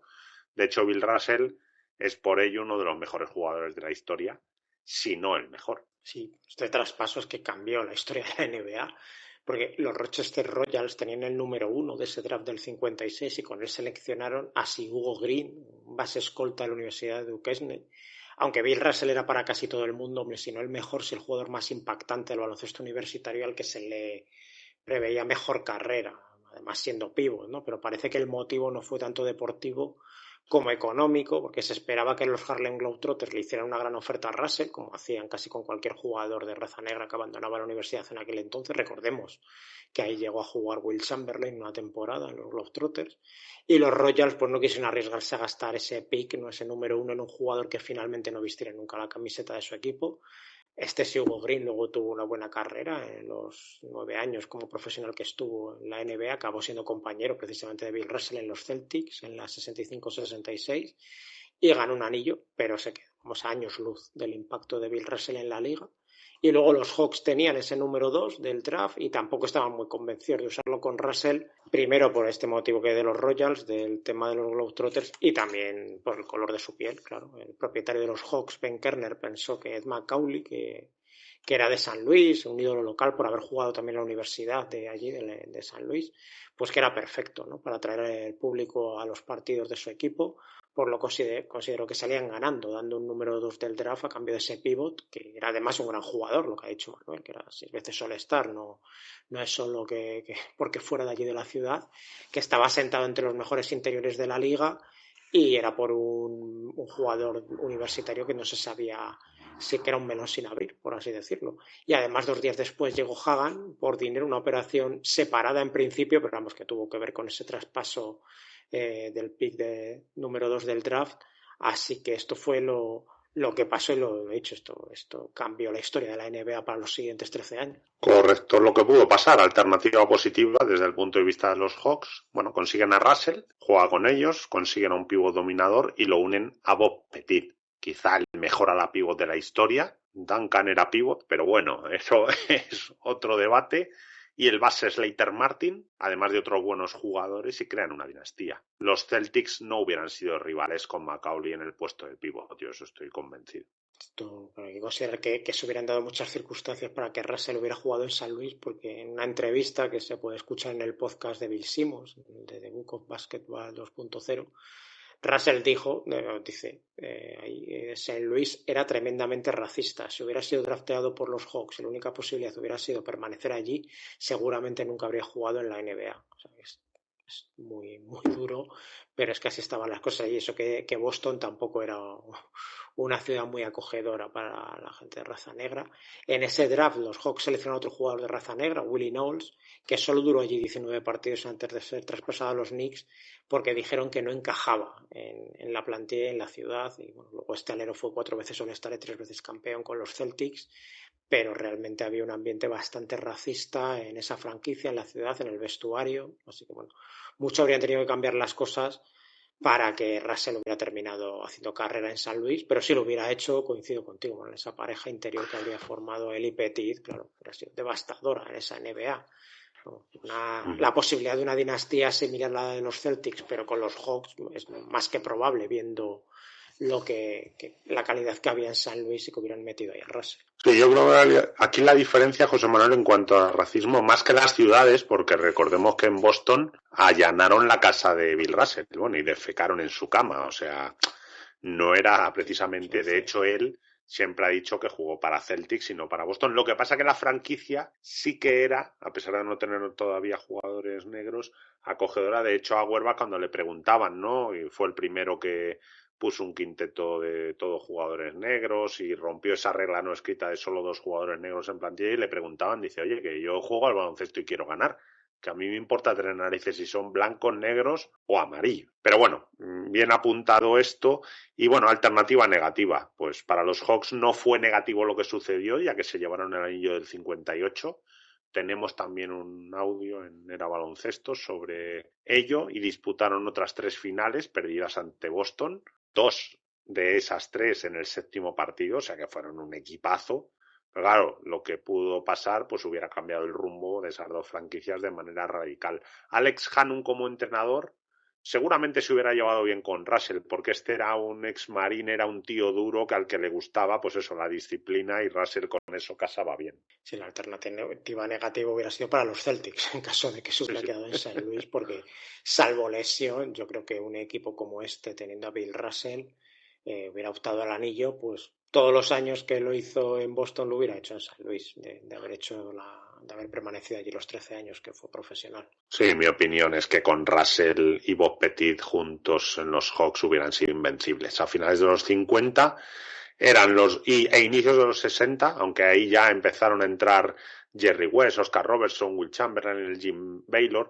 Vamos, eran los dos mejores jugadores de la liga. A finales de los 50 se hubieran juntado, pues eso, el mejor atacante con el mejor defensor. Quizá no hubieran podido dominar hasta finales de los 60, ya con Pettit fuera, pero ojo que Bill Russell en Boston el mérito que tiene es que solo él ganó los 11 anillos, porque la plantilla fue evolucionando y el factor común era él.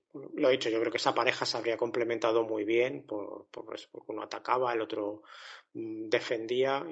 En rebote entre los dos eran 45 rebotes por partido y muy posiblemente les habría dado un buen puñado de anillos a la franquicia de los Hawks. Alejandro, ¿tú qué piensas que hubiera pasado aquí? Sobre todo, la gente de Boston hubiera llorado mucho si Bill Russell no hubiera ido allí. Sí, no, hombre, sin Bill Russell yo personalmente no concibo esos años 60, ¿no? Tan victoriosos, esa épica es que hoy en día los Celtics no serían los Celtics que conocemos, no serían esa franquicia que todavía es la más victoriosa en la historia de la NBA, ¿no? Aunque se viva tanto de la época de los años 60. Como bien habéis comentado para Atlanta Hawks, bueno, oye, evidentemente los Hawks hubiesen sido una franquicia más victoriosa, pero bueno, no, como bien comentáis, oye, tuvo el anillo del 58, quizás esas 3 finales perdidas ante Boston se hubiese dado la vuelta a la tortilla, ¿no? Ya veríamos si hubiese incluso, me atrevería a decir, si hubiesen llegado los Boston a esas finales. No lo sé, hubiese sido, la verdad que hubiesen cambiado las tornas bastante y hoy los Hawks pues tendrían varios títulos más en sus vitrinas. Y es triste, ¿no? Cuando estamos leyendo, cuando oís o cuando oímos todos o cuando se comenta en el tema del racismo, lo que tuvo que sufrir Bill Russell en esos años, no se habla suficiente de ello. Sí que se habla, pero yo creo que no se comenta suficiente, ¿no? Todo lo que vivió en Boston con su entorno, su familia, en su casa, en una franquicia que era institucionalmente, incluso me atrevería a decir en gran medida también racista, no solo la ciudad, a pesar de la apuesta que se hizo por él. Yo creo que sufrió mucho y yo creo que no se valora suficiente lo que tuvo que vivir, por desgracia. Exacto. Bueno, y siguiente, los New Orleans Jazz en ese momento no regalando su primera ronda del 79 por Gail Goodrich. Bueno, lo que es una propuesta también de Antonio Fuentes. Lo que pasó, Gail Goodrich, 33 años, firmó como agente libre con los New Orleans Jazz en 1976, que en aquella época no había agente libre sin restricciones y había que compensar al equipo del que salía el jugador, en este caso Lakers. El acuerdo fue que los Utah Jazz dieran sus primeras rondas del 77, 78, 79, además de la segunda del 80, a cambio del jugador, la primera ronda del 78 de Lakers y la segunda del 77. Los Lakers consiguieron a Kenny Carr con el número 6 en el 77, cambiaron la ronda del 78 por Charlie Scott y la del 79 fue nada más y nada menos que Magic Johnson con el número 1. Magic cambió la liga en los 80 y fue el líder junto a Karim en los primeros años del equipo pues que dominó 9 finales con 5 anillos. Goodrich duró 3 cursos en los Jazz antes de retirarse. Hombre, lo que pudo pasar, alternativa positiva, los Jazz no regalan primeras rondas como si no costasen, sino que dan jugadores a cambio, algo que sí parece lógico y normal, pero bueno, en esa época, y bueno, ahora ya lo vemos también, que se regalan primeras rondas que dicen, madre del amor hermoso. Pero bueno, se quedan con todas esas rondas, cargan el equipo y en 1979 consiguen a Magic, que les hace ser competitivos por los siguientes 15 años. Un Magic en Utah, a donde se mudó la franquicia en el 79, es posible incluso que no hubiera tenido toda la actividad sexual que tenía en Los Ángeles, ¿no? Y haber evitado el VIH, eso nunca se sabe. Adrian Dantley estaba en la plantilla, un anotador letal de los 80, uno de estos que te metía 30 con un 60% en tiros de campo, y seguro que hubieran formado una buena pareja. Sí, una alternativa más positiva para las franquicias, que sabiendo que tenía ese número uno del draft del 79, si también hubieran tenido claro el elegir a Magic, pues podían incluso haber considerado el quedarse en Nueva Orleans y no trasladarse a Utah. Y aún estaba por allí, eso, un Maravich en sus últimos coletazos, pero que podía haber revivido igual algo, con Magic al lado, durar un poquillo más. La base del futuro, en cualquier caso, había sido la de Magic y Dantley, y también estaba por allí Bernard King, que empezó ese 79-80 con ellos. Ya que estamos en alternativas positivas, vamos a pensar que King no acabara con los problemas de alcoholismo que le llevaron fuera de Utah muy rápido en aquel año. Hombre, no parece suficiente con lo que había en la plantilla de los Jazz para pensar en montar allí un aspirante al anillo, pero seguro que algo interesante se hubiera formado. Hombre, ofensivamente, con estos tres bien encajados en un sistema, pocos equipos habría habido con tanto potencial. Habría que ver también con qué elecciones de draft hubieran podido reforzarse posteriormente. Lo normal es que no hubieran tenido un pick tan alto como el que tuvieron en el 80, que eligieron a Darrell Griffith. Seguramente Malone y Stockton no habrían llegado tampoco, y ahí el efecto mariposa que podría haber causado Magic en esa franquicia es complicado de visualizar, incluso lo que habría pasado en Los Ángeles, claro, ¿no? Habrían ganado alguno de esos 5 anillos que se llevaron los 80 sin él. Difícil de pensar en ello. Sí. Alternativa negativa, pues lo que pasó, claro, es que regalaron demasiado por un jugador casi retirado. Claro, Woodridge jugó 182 partidos con los Jazz en 3 temporadas, promediando 14 puntos, 4 asistencias, con la franquicia sin oler los puestos de playoffs en el oeste. Bueno, no podemos decir que tuviera un gran impacto para Nueva Orleans en el tiempo que estuvo allí, ni mucho menos fue un jugador franquicia o algo parecido. Estamos hablando, en cualquier caso, de un futuro Hall of Famer de Woodridge, que había sido 5 veces All-Star, campeón en el 72 con los Lakers, pero llegó a los Jazz, como tú has dicho antes, Manuel, muy veterano, con 33 años cumplidos. No pasó de ser un segundo o tercera espada cumplidor allí, pero poquito más. Y, hombre, dar todo ese paquete por un jugador tan mayor, que tampoco había sido nunca una super estrella, había sido un jugador de élite, sin más. No es para tirarse de los pelos que hicieran aquello los Jazz. Una franquicia que no tenía ningún rumbo, pues desprenderse de primeras rondas es alucinante, pero bueno, lo hicieron y así es de eso que se beneficiaron los Lakers, desde luego. Sí, bueno, yo en mi opinión eso, regalar primeras rondas en equipos que no sabes hacia dónde van es un crimen. Dale segundas rondas, insisto, jugadores, pero nunca esas opciones, salvo, bueno, pues que te traigas eso al mejor jugador de la liga. Y claro que lo que tú dices, que esté en una edad, pues que le queden unos añitos, no lo que le quedaba. Magic hubiera hecho de los Jazz un equipazo, era muy bueno, y es de esos que ha hecho mejores a sus compañeros, quizá en eso el mejor de la historia. Evidentemente no hubiera tenido tanto éxito como en Los Ángeles, pero bueno, hubiera sido bonito de ver una explosión de Magic más temprana, porque Magic siempre ha justificado sus primeros años en la liga, que claro, ahí estaba Karim, y él no podía ser tanto el alfa dog, ¿no? Y desarrollar todo lo que llevaba dentro, sobre todo de cara al aro. Yo creo que Magic lo habría modificado todo en ese equipo, que sí que era una superestrella, eso de las de verdad, de la que cambian el rumbo de una franquicia desde el primer momento. Habría aterrizado en un momento complicado para los Jazz, con todo eso de cambio de ciudad, pero me hubiera gustado verle crecer con Dantley y Bernard King al lado y ver hasta dónde habría podido llegar esa franquicia en los 80 y 90, porque más fue bastante estable todo por allí, da la sensación de que supieron moverse bien desde los despachos, estando en un lugar tan poco atractivo como Salt Lake City, así que de haber convencido a Magic para estar allí toda la carrera, yo creo que el resultado hubiera sido bastante positivo. Tú, Alejandro, ¿cómo lo ves eso? ¿Qué tal le hubiera sentado a Magic la camiseta de los Jazz? Bueno, hubiese tenido una vida más ordenada en Salt Lake City, eso está claro, ¿no?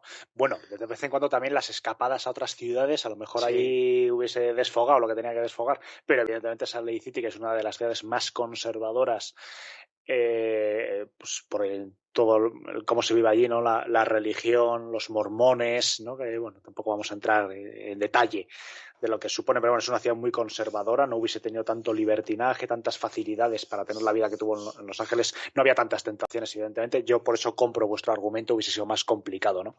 Que por desgracia se contagiese del VIH. Y deportivamente, evidentemente, Utah Jazz hubiese sido un equipo que hubiese entrado ya en el radar mucho antes, ¿no? De lo que entró en cuanto a equipos competitivos. Magic Johnson era de los pocos jugadores de la historia de la NBA que cambia que cambia el rumbo de una franquicia desde su llegada. Entonces, bueno, no sé si hubiesen conseguido esos títulos. Evidentemente sí que sé, estoy seguro que los Lakers no hubiesen conseguido esos 5. A lo mejor alguno hubiese caído, pero 5 desde luego que no. Y Utah ya hubiesen tenido muchas más posibilidades, evidentemente, de tener hoy en día algo en sus vitrinas. Es muy interesante, la verdad, pero no sé, pero yo creo que por la personalidad de Magic Johnson, esa persona tan alegre y tal, encajaba como un guante en Los Ángeles, y en Utah lo hubiese pasado mal. No sé si hubiese aguantado muchos años en Utah. Y ahora otro, what if, Shaquille O'Neal y Kobe Bryant manteniéndose juntos y bien avenidos en Lakers. Es una propuesta de Roca. Lo que pasó, Kobe y Shaq formaron pues la mejor pareja de su tiempo y consiguieron 3 anillos consecutivos, 2000, 2001 y 2002, más otra final en 2004 que perdieron contra los Pistons de Detroit. Pero Bryant pues no aguantaba la falta de ética de trabajo de Shaq, o él pensaba que era falta de ética, y forzó las cosas pues para o le sacaban a él o sacaban a Shaq. Acabaron traspasando a O'Neal y bueno, estuvieron juntos desde la 96-97 a la 2003-2004. Y Shaquille ha mantenido después de la muerte de Kobe que su salida de Los Ángeles fue debida exclusivamente a un tema económico, porque dice que los Lakers querían que se rebajara el salario para continuar allí, que él no estaba dispuesto a hacerlo, y por eso se acabó produciendo su salida a Miami en 2004, tras perder esa última final que disputaron juntos. Pero es evidente que había un tema personal ahí entre ambos, un problema gordo, que la situación explotó precisamente durante esa temporada 2003-2004 en la que llegaron Peyton y Karl Malone a los Lakers. Lo primero que hizo Shaq fue decir públicamente que se supiera que ese era su equipo, y Bryant respondió también públicamente que daba igual de quién era el equipo, que lo que había que hacer era darlo todo para ganar, y que si era su equipo lo que debería hacer es no aparecer gordo en el training camp. Y además soltó otras perlitas. El amigo Kobe dijo: los líderes no están mendigando extensiones de contrato de 30 millones al año en la prensa cuando tenemos a 2 futuros Hall of Famers prácticamente jugando aquí gratis. Un líder no demanda la bola cada vez que sale al campo cuando tiene 3 jugadores como nosotros, refiriéndose a Peyton, a Karl Malone y a él mismo, a su lado, por no mencionar la falta de respeto al resto de jugadores con los que hemos ido a la guerra los años anteriores, o el negarse a rebotear y defender a muerte si no tiene sus toques en ataque. Se quedó a gusto Kobe. Y o sea, que era una bomba a punto de estallar, y lo increíble es que, porque esto fue en el training camp de esa 2003-2004, lo increíble es que aguantaran ese año sin matarse y que llegaran a la final. Ese quinteto era espectacular, porque con ese ambiente, vamos, es un milagro que llegaran a esa final que luego perdieron con tus Detroit Pistons, Alejandro. Sí, bueno, aquí José Manuel...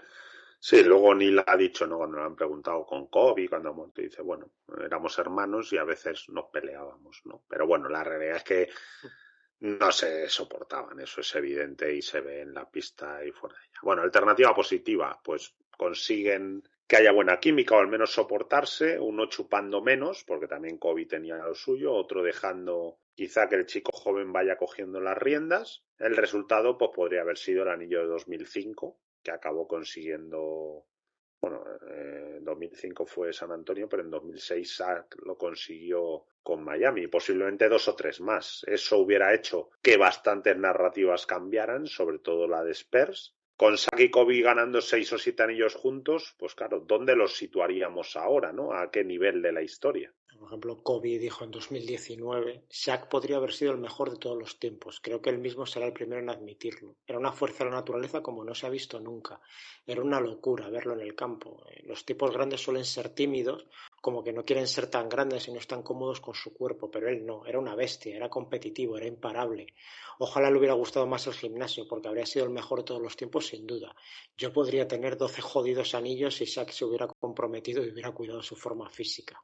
Hombre, yo no creo que tantos, pero viendo que Shaq llegó a ganar uno ahí con Wade en los Heat y Kobe 2, más una final perdida, teniendo a Pau al lado, hombre, pensar en eso que dices tú, ¿no? De los 6-7 anillos de esta parejita, de haber permanecido Shaq en Los Ángeles, no me parece para nada descabellado, y claro, hubiera cambiado bastante la narrativa también con estos 2 jugadores. Lo que Shaq respondió a esas palabras de Kobe, por otro lado, en 2019, dijo: tendrías 12 anillos si hubieras pasado más la bola, especialmente en la final ante los Pistons. Eso sí son hechos. En esta liga nadie consigue nada sin trabajar duro. Creo que conseguí bastante. Nadie puede darme lecciones sobre esfuerzo. Así que, pues así eran estos dos y así estuvieron hasta la muerte de Kobe. Sí, bueno, alternativa negativa, hombre, lo que pasó no fue negativo, pero sí parece, como estamos viendo, que pudo ser bastante mejor. Hombre, a mí lo de ver a estos dos jugadores de este calibre peleados ahí como niñatos es bastante lamentable, no deja ninguno de los dos en muy buen lugar. Se llevaron 3 anillos, pues hombre, si tienes una ventana para optar a 10, como podrían haber tenido, lo que finalmente lograron es muy poco y para mí esa es la alternativa negativa realmente, que es que lo que pasó, 3 anillos, está muy bien desde luego, pero es que tuvieron que ser muchos más. Lo parece. Bueno, mi opinión es que Shaq fue el mejor jugador de la liga desde la retirada de Jordan hasta la 2003-2004 y que Kobe pues estuvo, no sé si entre los 2, 3 o 5 mejores o muy cerca de 2001 a 2013 y es eso, estos dos tíos mentalizados es que no podían con ellos. Bueno, la prueba es que en esos años pues pasaban por encima de la mayoría de los equipos. Hombre, ninguno de los dos fue muy inteligente llevando el tema, no supieron ceder en la juventud y pasó lo que pasó, esas peleas de gallos, tipos tan buenos, jóvenes, con el ego tan tremendo que debían tener, pues suelen acabar así y nadie supo también ayudarles a llevar el tema, por lo visto, pues vamos, una pena desde luego lo que acabaran eso en solo 3 anillos. Tú esto, Alejandro, ¿cómo lo ves esta relación de Kobe y Shaq? Bueno, en la final contra los Pistons lo vi bien. Eso interesaba ese mal rollo. Pero bueno, en perspectiva, vamos a ver, yo sí que creo cuando Shaquille O'Neal dice que uno de los principales motivos o el principal de que no se quedase fue el tema del dinero.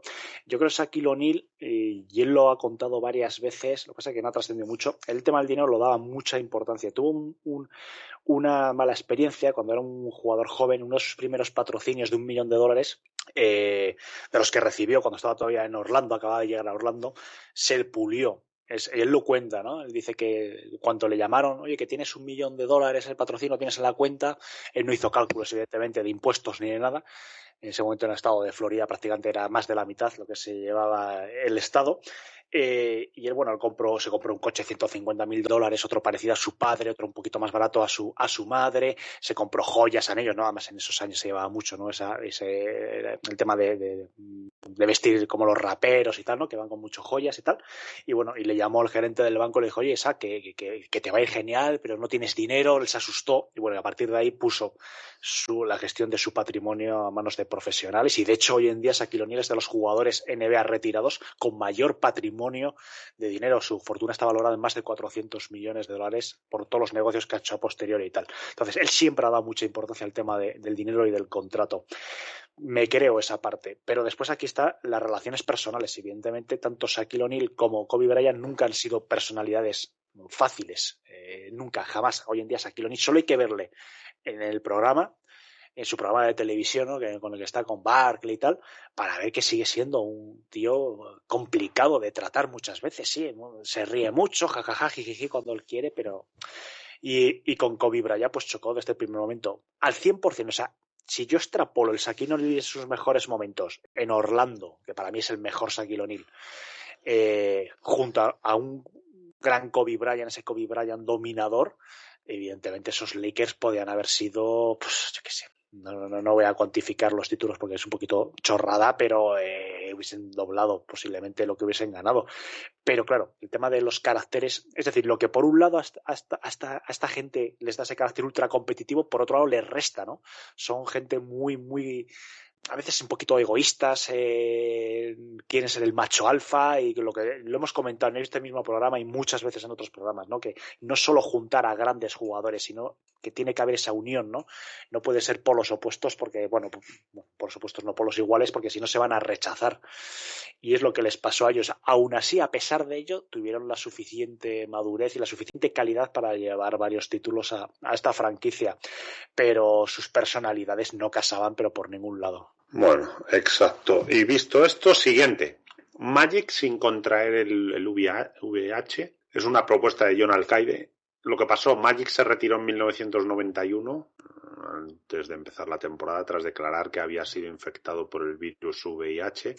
Tenía 32 años y había liderado a su equipo a una nueva final de la NBA. Perdieron 4-1 contra los Bulls de Jordan. Había sido elegido por 9ª vez consecutiva en el mejor quinteto de la liga y había quedado segundo en las votaciones por el MVP detrás de Jordan. Llevaba 9 cursos consecutivos entre los 3 primeros en esa votación y había sido nombrado 3 veces MVP de la temporada regular, 87, 89, 90. Tuvo que retirarse por la ignorancia que había sobre el tema en el momento. Se pensaban que cualquier roce o cualquier herida pues era peligrosa. No era necesario, aunque volvió en el 95-96 ya no era lo mismo, evidentemente. Claro, cuando él se fue en el 91, los Lakers desde luego que eran competitivos, esa final que has dicho, y Magic es que era lo suficientemente joven como para haber seguido en la élite varios años más. Venía de hacer más de 19 puntos y 12 asistencias y media en esa 90-91, la que fue su última campaña completa, sin mostrar signos aparentes de declive en su juego. Claro, llegó entonces el anuncio de su enfermedad, eso el 7 de noviembre del 91, se acabó todo de golpe y realmente lo que tú dices, bueno, no, se ha sabido luego que no había una razón médica para que abandonara el baloncesto entonces, pero no, la liga, la sociedad parece que no estaba preparada para ello y el propio Magic lo ha dicho después, dijo, hubo varias controversias cuando pensé en seguir y eso frenó todo, más que las posibles razones médicas. Es que una pena lo que pasó. Correcto, y bueno, lo que pudo pasar, alternativa positiva, Magic no se retira, bien porque no contrae el virus o bien porque no lo dice, o bien porque es posible seguir jugando, que lo era, y eso permite a los Lakers seguir compitiendo con los mejores durante toda la primera mitad de la década de los 90. Sin él fueron un equipo, pues eso, que siempre se clasificó para las eliminatorias, aunque no volvieron a una final de conferencia hasta 1998. Hubieran sido mejor equipo y Magic hubiera continuado en la Super Elite muchas temporadas porque le quedaba mucho baloncesto. Aparte, jugaba no solo por físico, sino por la cabeza que tenía. Hombre, parece claro que le quedaba mucha gasolina viendo lo que había sucedido en la 90-91.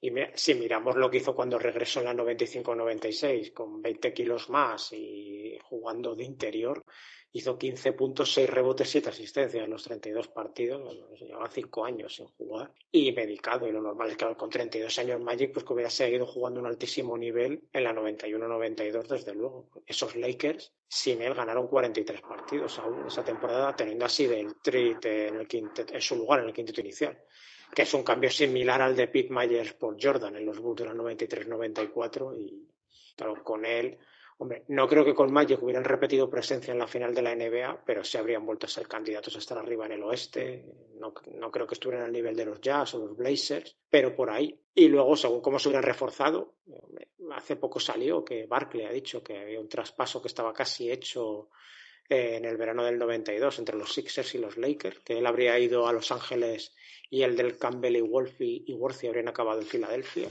y podían haber sido competitivos también hasta la 95-96 y quién sabe si Magic incluso hubiera seguido, ¿no? Sabiendo que llegaba Shaq y Kobe y poder estar ahí como mentor. Hombre, una pena no haber podido comprobar esa primera mitad de los 90 que hubiera pasado con Magic y también cómo hubiera afectado a su legado, que ha sido tremendo, pero si hubiera jugado esos 4 o 5 años más, pues quién sabe hasta dónde habría llegado. Correcto, bueno, alternativa negativa, evidentemente, lo que sucedió. Mi opinión, hombre, el anillo lo hubiera tenido difícil, porque tanto Bulls con Jordan como Rockets con Olajuwon eran demasiado equipo para esos Lakers, pero, hombre, me hubiera gustado ver a este Magic aún con más tablas dirigiendo un equipo como Los Ángeles y lo que tú has dicho, José Manuel, si hubieran conseguido que Los Ángeles, la verdad que esos casi siempre lo han hecho bien, ¿no? El conseguir a los mejores jugadores de la liga, lo hicieron con Karim vía el traspaso, con Shaq, lo han hecho con LeBron, bueno, pues han ido haciendo sus cositas, ¿no? Con Pau Gasol también. Sí, aquello no es Charlotte. Y lo dicho, lo habría tenido difícil para hacer llegar a los Lakers a más finales y hacerlos competitivos por mucho más tiempo con la base del equipo, esa con la que llegaron a la final del 91, pero lo que decimos, que Jerry Buss seguramente se habría movido para buscar alguna estrella, quién sabe, ¿no? Ese Barkley del 92, aumentar las posibilidades de seguir en la élite más tiempo. Sobre todo lo que da pena no haber podido disfrutar eso los años hasta que lo hubiera querido de Magic, sabiendo que habría podido seguir jugando sin problemas, como luego se ha sabido, ni para él ni para los demás y bueno, pues que debería haber seguido jugando. Pasó lo que pasó. Tú aquí, Alejandro, ¿qué opinas de esto? Pues es uno de los what if que más me gustan de hoy. Hay que, claro, evidentemente, en esos años, hoy hay mucha más información médica, ¿no? De cómo se contagia. En esos años también la había, lo que no había tanta información es a nivel sociedad, había una epidemia de SIDA tremenda en todo el mundo occidental, en todo el mundo desarrollado, muy importante en Estados Unidos, en Europa, en España, y en esos momentos evidentemente la gente no identificaba lo que era ser portador del virus al haber desarrollado la enfermedad. Entonces, pero aquí no influyó solo la sociedad, aquí es que eran los propios jugadores los que rechazaron en gran parte a Magic Johnson. Hay que recordar ese veto a Magic por parte de algunos jugadores como Carmalón para que no se juntase con ellos en Barcelona en el 92. O sea, hubo prácticamente un vacío enorme el que se le hizo a Magic, que se le juzgó muy duramente, y si hubiese habido las leproserías que había en la Edad Media y en la Edad Antigua, si lo hubiese metido a Magic Johnson en una leprosería. Fue tremendo, fue tremendo. Deportivamente, si no hubiese llegado a contraer el VIH, yo creo que el equipo no hubiese logrado superar a esos Chicago Bulls. Yo creo que estaban ya destinados a conseguir lo que consiguieron, pero sí que se hubiesen mantenido Los Ángeles Lakers sin duda 2 o 3 años o 4, ¿por qué no?, en el más alto nivel, porque incluso él cuando regresó en el 95-96, a pesar de que estaba evidentemente pasado de kilos, en una forma bastante mala física, bueno, fue un jugador que logró acercarse a los 15 puntos por partido, 5 rebotes, 7 asistencias, mucho mejor de muchos jugadores contemporáneos, mucho más jóvenes. Es decir, que a pesar de ello, seguía teniendo una calidad inmensa. Se retiró en el 91 cuando estaba en su prime, prácticamente promediando más de 12 asistencias por partido. Es algo increíble. Los Lakers no hubiesen conseguido, yo creo que no hubiesen conseguido más títulos, pero posiblemente lo hubiésemos visto en alguna final más. Y sobre todo, para mí, personalmente, lo más importante, que para mí Magic Johnson, la NBA moderna, para mí no la concebiría sin Magic Johnson. Yo creo que hay un antes y un después, ha llegado a la NBA, sin duda. Su legado no hubiese estado manchado, ¿no?, por esa mácula de tener el virus, todo lo que después y lo que conllevó a él a nivel personal, ¿no?, el reconocer que había estado con prostitutas, etc., ¿no? Yo creo que fue una mancha en su expediente que poco a poco con los años se ha ido un poquito mitigando, ya se ve todo eso de otra manera, pero evidentemente a él fue un peaje muy, muy importante lo que le llevó todo. Y a nivel personal, insisto, compañeros que le dieron la espalda, o sea, hubo mucho a nivel personal también, no solo deportivo, con el tema del virus. Correcto. Y bueno, ya el último que hubiera pasado sí de hoy, Len Bias sin morir por sobredosis en el 86. Es una propuesta de Tochales. Lo que pasó, Boston venía de ganar el anillo del 86 contra los Rockets de Olajuwon y Sampson por 4-2, haciendo uno de los mejores baloncestos que se han visto nunca, parecido al de San Antonio Spurs del 2014, un juego de pases hermoso. Tenían la oportunidad de elegir al número 2 del draft unos días después. Ya eran una plantilla con sus años y con muchos kilómetros. Len Bias fue el elegido, un alero atlético y con calidad, una especie de James Worthy con el físico de Dominic Wilkins. No sé modernamente quién podría ser, si se os ocurre alguno, pero bueno, era en la línea de LeBron James, no tan musculado, ¿no?, pero de ese estilo, ¿no? Tíos fuertes, este era más larguilucho, el potencial era enorme. Un chaval que podría haber dado minutos de descanso a Verdi Magel y rendir en un equipazo como los mejores, pero celebrando su elección murió de sobredosis por cocaína y todo se desvaneció al instante, evidentemente. Sí, este era un 3-4 de 203, 95 kilos, que a nivel universitario realmente fue tremendo, tenía fama de trabajador, de humilde, de buen chico, parecía perfecto, ¿no?, hecho a medida para esos Celtics, nombrado mejor jugador de la NCAA en el 86, y tenía eso, el cuerpo y el tipo de juego que parecía que iban a proporcionar un futuro tremendo en la NBA, pero esa celebración que has dicho, Manuel, pues nos privó de verlo en acción. Uh-huh. Ese número 2 del draft del 86 lo tenían los Celtics gracias al traspaso en el 84, 2 años antes de Gerald Henderson a Seattle, y el número 1 fue para los Cavs, que lo emplearon con Brad Doherty. Los Celtics después eligieron a este hombre y nada, estuvo ahí. Solo ha quedado las fotos de la elección con la gorra y con la chaqueta de los Celtics. Correcto, bueno, lo que pudo pasar, alternativa positiva. Len Bias nunca muere, no se engancha a la droga tampoco, y tenemos a un alero de nivel All-Star e incluso All-NBA que se une al mejor equipo de la liga. Pues algo parecido a lo que pasó con James Worthy en 1982, elegido en el número 1 por los Lakers. tras haber sido estos campeones en el 80. En el 81 no lo fueron. Es posible que el anillo Perdón, Worthy fue en el 81. Número 1, perdón, del 82, me he equivocado. Está bien, 82. Del 82. Sí. Es posible que el anillo del 87 no se les hubiera escapado a estos Celtics y también que en el 88 lo hubieran disputado e incluso ganado. Y bueno, si Len Bias hubiera evolucionado a lo Jordan, ¿no? Que es siempre se hacen esas comparaciones, se habían enfrentado en la universidad, podríamos estar hablando pues de un equipo que hubiera competido todos finales de los 80 e inicios de los 90. Sí, es lo que se dice, ¿no? Que habría podido cambiar un poco el curso de la liga a finales de esa década de los 80, ya que habría permitido a los Celtics pues seguir siendo candidato a todo durante más años de lo que pudieron serlo con esa base de plantilla de Bird, Hale y Paris ya bastante envejecida. El anillo del 87, esos Celtics lo pudieron ganar ya, vamos, con lo que tuvieron, si no hubiera habido lesiones, ya lo contaremos en nuestro podcast.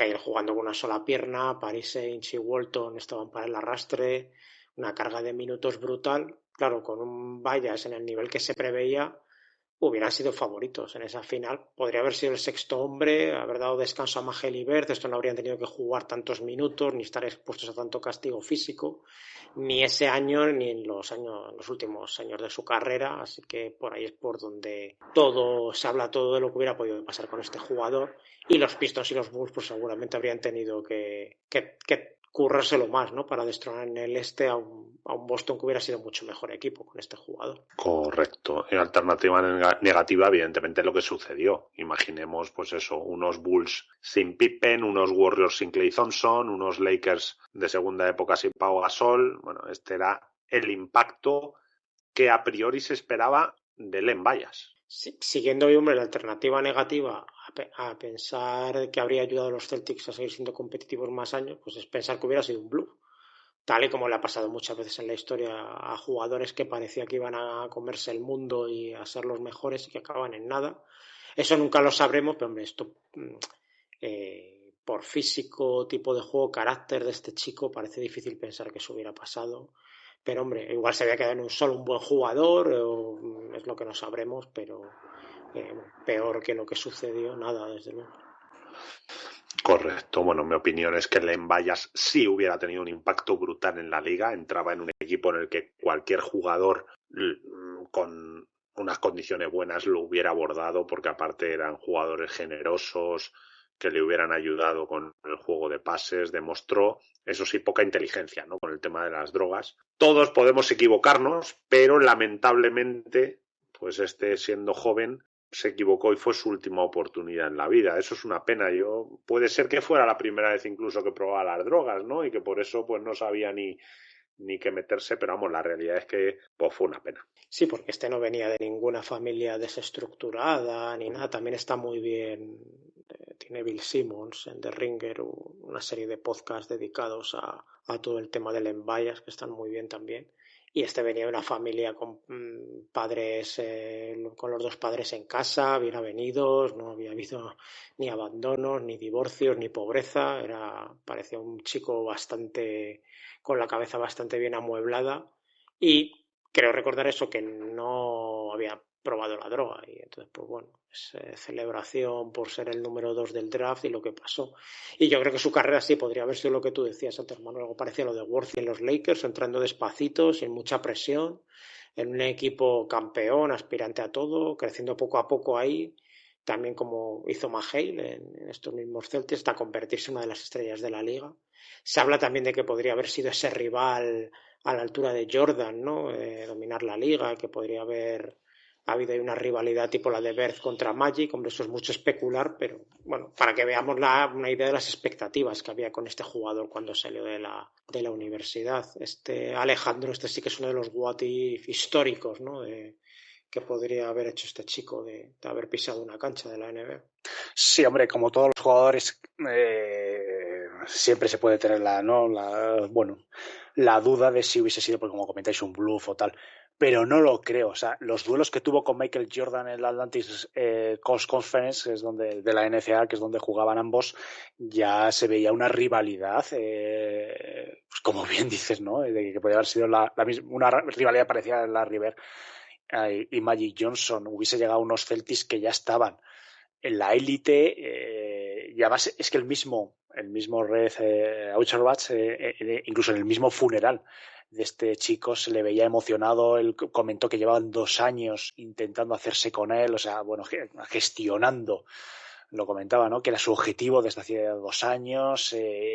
Bueno, pues y él lo comentaba, o sea, pasaba, defendía, tenía un excelente tiro de media distancia, habría sido All-Star cada temporada. O sea, todo esto son palabras de esta leyenda de los Celtics, ¿no? Entonces, bueno, yo creo que sí que hubiese sido un gran jugador. No sabemos, evidentemente, nunca si van a cumplir al 100% las expectativas, pero con que hubiese sido un 80 o un 90% de lo que se esperaba de él, ya hubiese sido un jugador élite. Y, bueno, no supo gestionar en ese momento esa alegría y, bueno, pero la verdad que es una de las historias más tristes, ¿no?, de la NBA, en la misma noche en la que te enteras que vas a cumplir tu sueño, número 2 del draft, etc. O sea, es algo increíble. Y bueno, oye, nos quedaremos así, pero bueno, hubiese sido una rivalidad que posiblemente hubiese sido a lo mejor la gran rivalidad. Si se hubiesen cumplido las expectativas, la gran rivalidad seguramente de los años 90 en la NBA. Yo creo que a lo mejor hubiese tardado un poquito en madurar. También su llegada a la NBA hubiese sido distinta a la de Michael Jordan. Michael Jordan llegaba a un equipo que estaba todavía muy lejos de estar en la élite. En cambio, el Embiid llegaba a un equipo que ya estaba en la élite. Hubiese sido procesos diferentes. El timing no hubiese sido lo mismo de Michael Jordan al Embiid, pero cuando Michael Jordan hubiese llevado, que antes o después los Chicago Bulls hubiesen llegado a la élite, sí que hubiésemos tenido aquí una rivalidad. Y evidentemente para los Celtics, esa inercia que tenían de los años 80 se hubiese alargado seguramente a los años 90 y no hubiesen tenido que vivir ese solar que fue los Celtics, pues, que es hasta la llegada casi de Antoine Walker, que no empezó el equipo un poquito a ver cierta luz, y ni aún así. Hubiese sido, la verdad, que una lástima, sobre todo por él, evidentemente, que fue un trágico fallecimiento. Yo creo que esto un poco, Alejandro y José Manuel, lo que lleva todo esto es como decisiones puntuales y que realmente no requieren grandes cambios. O sea, me refiero, pues eso, una moneda en un draft, una elección, un contrato, etcétera, como no ceder rondas. Esto último, ¿no?, del Len Bias, oye, no cometer errores que te puedan llevar, que es una decisión de un momento que te lleva a la muerte, pues claro, puede llevar a equipos y a la historia de la liga a cambiar. Por eso cuando hablamos, ¿no?, el mejor equipo, el mejor jugador, tal, claro, es que se dan una serie de circunstancias que muchas veces ayudan, ¿no? Es cierto que hay jugadores que rompen eso y la verdad que te los puedes imaginar casi en cualquier circunstancia haciéndolo bien, y al revés, ¿no? Algunos que dicen, joder, o sea, estás en el sitio perfecto, en el momento perfecto y eso te ha ayudado, pero claro, eso no te convierte en uno de los mejores jugadores de la historia o te han favorecido mucho las circunstancias, ¿no? Pero bueno, hemos intentado, ojalá que le haya gustado, como dice José Manuel, a la gente, y bueno, que nos propongan o nos digan qué les parece esto y si hay algo más que quieren que investiguemos o que demos nuestra opinión. No, esto, a ver qué tal funciona, que es lo que tú nos dices, ¿no, Alejandro? Que más o menos están ahí funcionando cuando venimos. Tal vez hemos tardado un poquito más desde la última vez que de lo que suele ser habitual, pero no tardaremos tanto para la siguiente. Sí, además hay temas todavía muy interesantes para los próximos programas, que vamos, que la gente que además que tenéis muchos seguidores, incluso estos programas especiales en Back to Back están funcionando genial. Vamos, es que el gran rival de Back to Back, por así decirlo, dentro de nuestro canal es el propio especial que hacemos con vosotros y genial. La verdad que estoy súper contento, y sobre todo la gente, ¿no?, que al fin y al cabo, dando el mogollón de likes, 60, 50, 70, hemos tenido todos esos, que la gente está ahí pendiente de cada programa, y nada, y sobre todo comentar a todos los que la gente que nos está viendo, que hay, porque sé más o menos los temarios que tenemos todavía preparados, que lo comenté en el primer programa, habéis preparado temas para prácticamente año y medio y son súper interesantes, más allá de los Pistons, que a veces la gente dice, cada vez la gente me comenta, joder, ¿cómo se nota, Alejandro, que estás tú ahí, que se habla mogollón de Detroit y tal? Hay de muchos temas, de muchos equipos, y así que la gente que esté preparada, porque vamos, que van a colmar todas sus expectativas con los próximos programas. Perfecto, pues nada, llegamos al final del programa y aquí en menos de un mes nos volveremos a ver por aquí en el baloncesto en Back to Back. Venga, fuerza y honor.